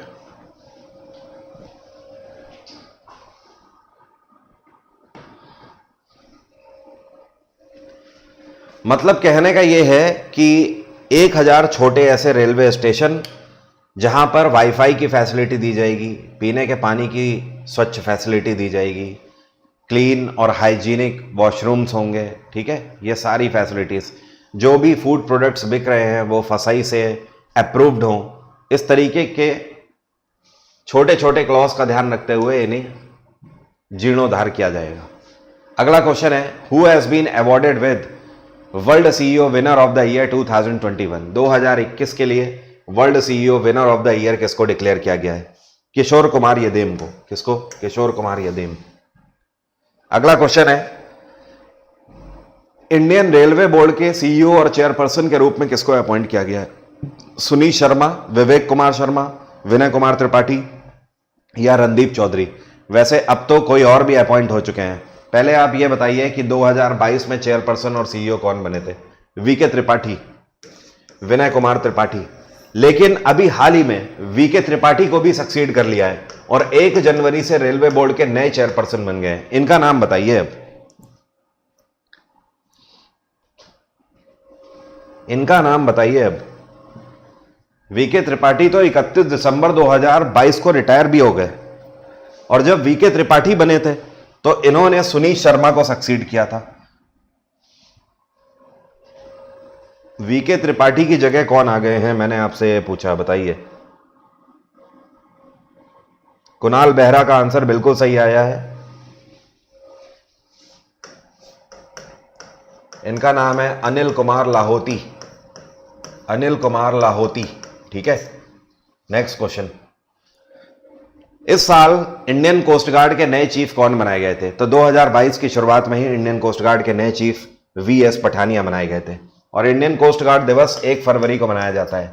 इंडियन कोस्ट गार्ड की टैगलाइन क्या है? इसको बोलते हैं वयम तटम रक्षामा, वयम तटम रक्षामा। अगला क्वेश्चन है, क्रिस्टियानो रोनाल्डो का स्टैचू कौन से राज्य में अभी कुछ टाइम पहले इनॉग्रेट किया गया था? गोवा में किया गया था। उस टाइम पर यह न्यूज में भी था, काफी कंट्रोवर्सी हो गई थी। अच्छा, एक चीज और, पिछले साल विधानसभा के इलेक्शन में एक बार फिर से गोवा में बीजेपी की सरकार आ गई है और प्रमोद सावंत यहां के मुख्यमंत्री दूसरे कार्यकाल के लिए बन गए हैं। गोवा में राज्यपाल कौन है इस टाइम पे? पीएस श्रीधरन पिल्लई। कौन है? पीएस श्रीधरन पिल्लई। अगला क्वेश्चन है, ये जो आपको पिक्चर में दिख रहे हैं ना, इनका नाम है अब्दुल्ला यामीन। ओके, और मनी लॉन्ड्रिंग और रिश्वतखोरी में दोषी पाए गए अब्दुल्ला यामीन को 11 साल की सजा हो गई है। ये कौन से देश के राष्ट्रपति थे? तो अब्दुल्ला यामीन मालदीव्स के राष्ट्रपति थे और इन पर पिछले 5 साल से केस चल रहा था। 2019 में इनको 5 साल की सजा सुनाई गई थी, लेकिन उस टाइम पर इन्होंने कोऑपरेट नहीं किया और अब जाकर 2022 में 11 साल की सजा सुना दी गई इनको। ठीक है ना? तो वहां का कॉन्स्टिट्यूशन तब इनको बोल रहा था कि भाई 5 साल में काम कर लो। नहीं, ये अपनी ऐट में थे। तो अब उसने क्या किया? उसने कहा बेटा 5 इधर से ले, 5 इधर से ले, टोटल 10 हो गया ना, और उसके बाद 1 इधर से ले ले। तो कहन पूरे 11 लेके जाओ बेटा। अब तुम कायदे से समझा रहे थे, नहीं माने। वो यूपी के अंदर बोलते हैं ना लड़के, कायदे में रहोगे तो फायदे में रहोगे यार। ठीक है, नहीं तो पटक के पेले जाओगे। चलिए आंसर करिए इस क्वेश्चन का। सेबी के द्वारा रीस्ट्रक्चर्ड एडवाइजरी कमेटी बनाई गई है मार्केट डेटा को एनालिसिस करने के लिए। इसके हेड कौन बनाए गए थे? सेबी जिसकी स्थापना 1992 में करी गई, हेडक्वार्टर है मुंबई। अब बताइए, करिए आंसर।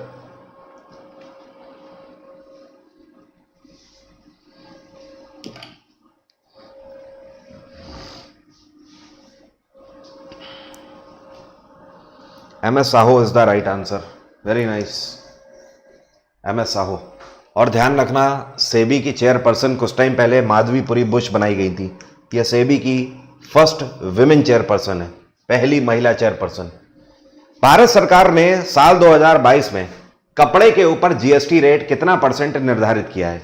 तो कपड़े के ऊपर 5% जीएसटी लगता था, इसको बढ़ाकर 12% कर दिया गया है भारत सरकार के द्वारा 2022 में। नेक्स्ट क्वेश्चन है, यह कौन सा देश है जिसके द्वारा दुनिया की पहली डुअल मोड व्हीकल लॉन्च करी गई है? तो यह है जापान। जापान के द्वारा डीएमवी पहली बार लॉन्च किया गया है। इसको डुअल मोड व्हीकल पता है क्यों बोलते हैं? आप देख के ही कहोगे कि यार काश ऐसी भी गाड़ी हमारे पास हो, मतलब पटरियों वटरियों हर जगह कुदा दो एकदम से। इस गाड़ी की खास बात यह है कि आप देखिए, इसमें ये ट्रेन की तरह नीचे टायर लगे हुए हैं, तो ये पटरियों पर भी चल सकती है। एक बटन से ऊपर हो जाएंगे और साइड से देखो रोड वाले टायर निकल आएंगे। भाई साहब, तगड़ा ही सीन है इसका, अलगी है एकदम। अच्छा, जापान से और एक चीज याद आई। 2022 के आखिर में दुनिया की पहली हाइड्रोजन से चलने वाली ट्रेन लॉन्च करी है किसने? जापान ने। ठीक है, कितनी ट्रेनें लॉन्च करी है? एक साथ 14 ट्रेनें लॉन्च करी हैं जापान ने। तो दुनिया का पहला देश जापान बन गया है जिसने हाइड्रोजन बेस्ड ट्रेन लॉन्च कर दी। वर्ल्ड ब्रिल डे कौन से दिन मनाया जाता है? 4 जनवरी को मनाया जाता है। अभी हाल ही में हम लोगों ने मनाया है। ब्रिल एक तरीके की लिपि है, मतलब भाषा है। जो लोग देख नहीं सकते, विजुअली इंपेयर्ड हैं, वो इसे हाथ से रख के महसूस करके पढ़ते हैं। ठीक है, कागज में गोद कर इसको लिखा जाता है। और इसको किसके द्वारा बनाया गया था?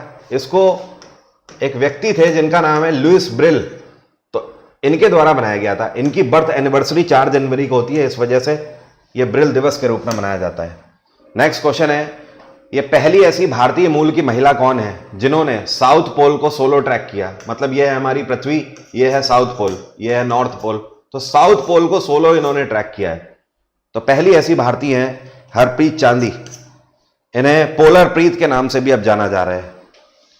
और ये भारतीय मूल की तो है, लेकिन कौन से देश में है, कोई बता सकता है कौन से देश में है? भारतीय मूल की तो है, भारतीय मूल की ब्रिटिश है और ब्रिटिश नेवी में कमांडर की पोस्ट पर है।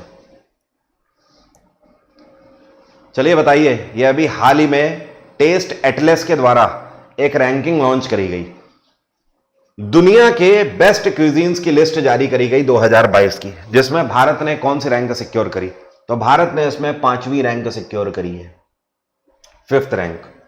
5th कहां गई भाई? ये इसमें टॉप किसने किया? इटली। मतलब दुनिया में सबसे बेहतरीन रेसिपीज या क्यूजिन्स या व्यंजन इटली के माने जाते हैं इनकी रिपोर्ट के आधार पर। दूसरे नंबर पे ग्रीस, तीसरे नंबर पे स्पेन, चौथे नंबर पे जापान और 5वें नंबर पे भारत है। क्लियर हो गई बात? कुछ और भी कंट्री आप यहां पर देख लो, जैसे अमेरिका इंपॉर्टेंट है 8वीं रैंक, चाइना 11वीं रैंक इंपॉर्टेंट है। ठीक है, और क्या इंपॉर्टेंट है भाई यहां पर? बस और बहुत ज्यादा नहीं है इंपॉर्टेंट। बांग्लादेश थोड़ा सा आप देख सकते हो। ठीक है, और जो भारतीय डिशेस हैं इनमें कुछ डिशेस को टॉप जगह मिली हुई है, जैसे कि समोसा हो गया, भारत की चटनियाँ हो गई और बिरयानी हो गई, इस तरीके की जो रेसिपीज़ है। और हाँ, खिचड़ी हो गई ऑफ कोर्स, और स्पेशली देसी घी, इन सारे क्विजिन्स को टॉप में जगह मिली है भारत के, जो कि अलग ही तरीके के हैं, जो कि एसेंस भी बनाने का काम करते हैं। मतलब दुनिया में बहुत कम ऐसे देश हैं जिनके पास ऐसी क्विजिन्स हैं जो कि एसेंस के साथ साथ पौष्टिक भी होती है, जैसे भारत में देसी घी। वैसे बहुत ही कम कंट्री है। अगला क्वेश्चन, अभी कुछ टाइम पहले national mission for clean Ganga के डायरेक्टर जनरल के रूप में किसको अपॉइंट किया गया है? तो ये हैं सीनियर ब्यूरोक्रेट जी अशोक जी। ये अब national mission for clean Ganga को पूरे तरीके से संभालेंगे। आरबीआई में न्यू एग्जीक्यूटिव डायरेक्टर के रूप में अभी कुछ टाइम पहले कौन अपॉइंट किए गए थे? तो ये दो लोगों को ज्वाइंटली अपॉइंट किया गया था, अजय कुमार चौधरी और दीपक कुमार, दोनों को अपॉइंट किया गया था। तो D is the right answer. RBI की स्थापना 1935 में करी गई थी 34 एक्ट के तहत। आरबीआई का राष्ट्रीयकरण 1949 में हुआ था। आरबीआई के गवर्नर कौन है? शक्तिकांत दास इस टाइम पे गवर्नर है। और आरबीआई का हेडक्वार्टर क्या है? इसका हेडक्वार्टर है मुंबई। अगला क्वेश्चन है, रामनाथ गोयनका अवार्ड से किसको सम्मानित किया गया है फोटो जर्नलिज्म कैटेगरी में इस साल? इस साल रामनाथ गोयनका अवार्ड से फोटो जर्नलिज्म कैटेगरी में किसको सम्मानित किया गया 2022 में? ये है जीशान ए लतीफ। और जो आपका कैब आया था ना, हाँ, जो सिटीजनशिप बिल था ना, उस पर इन्होंने एक फोटो एसे तैयार किया था, जिसकी वजह से इनको सम्मानित किया गया है रामनाथ गोयनका अवार्ड से। अगला क्वेश्चन है, अगेन वेरी इंपॉर्टेंट क्वेश्चन, क्या बता सकते हो ऑस्ट्रेलियाई क्रिकेट बोर्ड के द्वारा ये कौन से ऑस्ट्रेलिया के खिलाड़ी हैं जिनको ऑस्ट्रेलिया के men's test player of the year award से सम्मानित किया गया है? सम्मानित क्या किया गया है, मतलब इनको ये अवार्ड तो पहले ही दिया जा चुका है। पहले आप समझ लो मैं क्या कह रहा हूं। ऑस्ट्रेलियाई क्रिकेट बोर्ड ने क्या किया है, test player of the year award का नाम किस खिलाड़ी के नाम पर रखा है? तो इन्होंने शेन वॉर्न के नाम पर अब इसका नाम रखा है। और शेन वॉर्न ने इस अवार्ड को साल 2006 में ही जीत लिया था। शेन वॉर्न का जो कार्यकाल रहा है वो 15 साल का करियर रहा है, 1992 से लेकर साल 2007 तक। अगला क्वेश्चन, दुनिया में पहली बार गिनीज वर्ल्ड रिकॉर्ड में शुमार न्यूमरोलॉजी में किसको किया गया? मतलब न्यूमरोलॉजी के क्षेत्र में आज तक किसी को गिनीज वर्ल्ड रिकॉर्ड में शुमार नहीं किया गया, पहली बार ऐसा हुआ है। और ये एक भारतीय मूल के हैं, इनका नाम है जेसी चौधरी। जेसी चौधरी, कोई दिक्कत तो नहीं है? यहां तक सॉर्टेड है ना?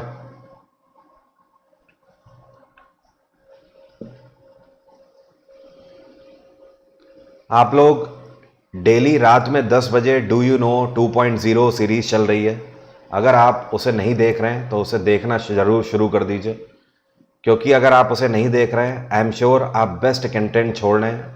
केवल 8 से 10 मिनट में वहाँ पर मैं आपको इतनी बेसिक से लेकर एडवांस तक की सारी नॉलेज दे रहा हूँ।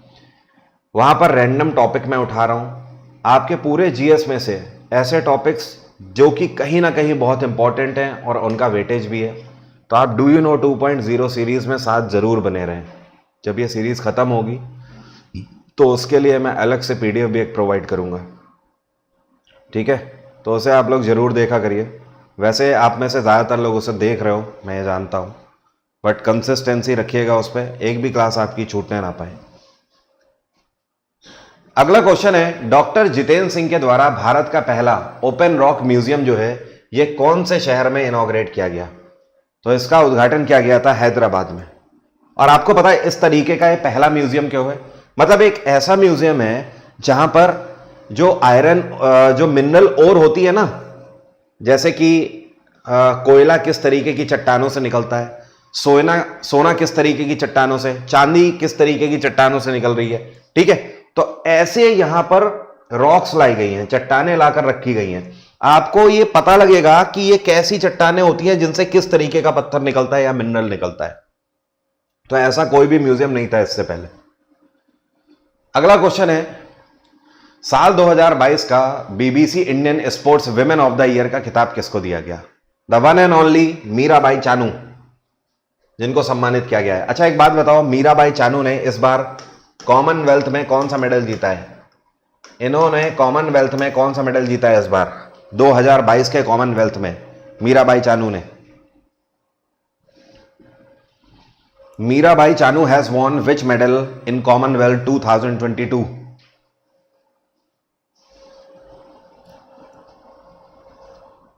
बोलिए। गोल्ड जीता है। देखिए ज्यादातर लोगों को पता है गोल्ड जीता है। और अगर मैं आपसे कहूं टोक्यो ओलंपिक्स में इन्होंने कौन सा मेडल जीता था? मीराबाई चानू ने। टोक्यो ओलंपिक्स 2020 में कौन सा मेडल जीता इन्होंने? क्या वहां पर भी गोल्ड जीती थी या रजत पदक जीता था? बताइए। मीराबाई चानू ने टोक्यो ओलंपिक्स में गोल्ड जीता था या रजत पदक? बिल्कुल सही, वहां इन्होंने सिल्वर जीता था। राजा बेटा चलो आगे आ जाओ। ये कौन सा देश है जिसने बिम्स्टेक समिट 2022 को होस्ट किया है? तो इस बार 2022 में बिम्स्टेक समिट को होस्ट किया है भारत ने।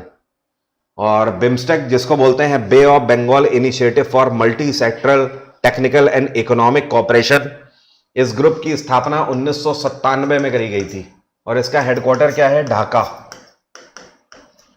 जब इस ग्रुप की स्थापना करी गई थी तो इसका मेन उद्देश्य यह था कि जो बे ऑफ बंगाल वाला रीजन है, इससे लगने वाले जितने भी देश हैं वो सब आपस में इकोनॉमिक्स को सपोर्ट करें, मतलब ट्रेड और कॉमर्स को बढ़ावा दें। इसके 7 मेंबर कंट्रीज हैं, एक भारत, दूसरा नेपाल, तीसरा भूटान, चौथा बांग्लादेश, पांचवा म्यांमार, छठवां थाईलैंड और सातवां श्रीलंका। नेक्स्ट क्वेश्चन है, ये कौन सा आईआईटी है जिसको Wharton QS reimagine education award से सम्मानित किया गया है वार्टन कैंपस में अमेरिका में? तो इस सम्मान से इस बार आईआईटी मद्रास को सम्मानित किया गया है। और आपको पता है जो Wharton QS reimagine education award है, इसको शिक्षा का ऑस्कर बोला जाता है। मतलब शिक्षा के क्षेत्र में पूरे दुनिया में इससे बड़ा अवार्ड नहीं है। और पिछले 3 सालों से टॉप पर आईआईटी मद्रास चल रहा था और इनकी इनोवेशंस भी टॉप पर है, जिसकी वजह से इनको सम्मानित किया गया है। अफगानिस्तान क्रिकेट बोर्ड के हेड कोच के रूप में 2022 में किसको अपॉइंट किया गया है? यह है ग्राहम थॉर्प। ग्राहम थॉर्प जो कि अफगानिस्तान क्रिकेट बोर्ड के हेड कोच अपॉइंट किए गए।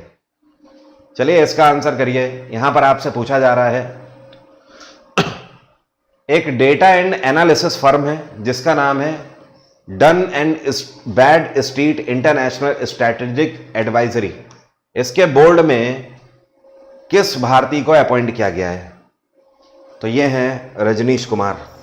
Rajneesh Kumar state bank of India के चेयरपर्सन रह चुके हैं। एक और क्वेश्चन बताता हूं, अगर आपसे पूछा जाए ये कौन सी राज्य सरकार है जिसने रजनीश कुमार को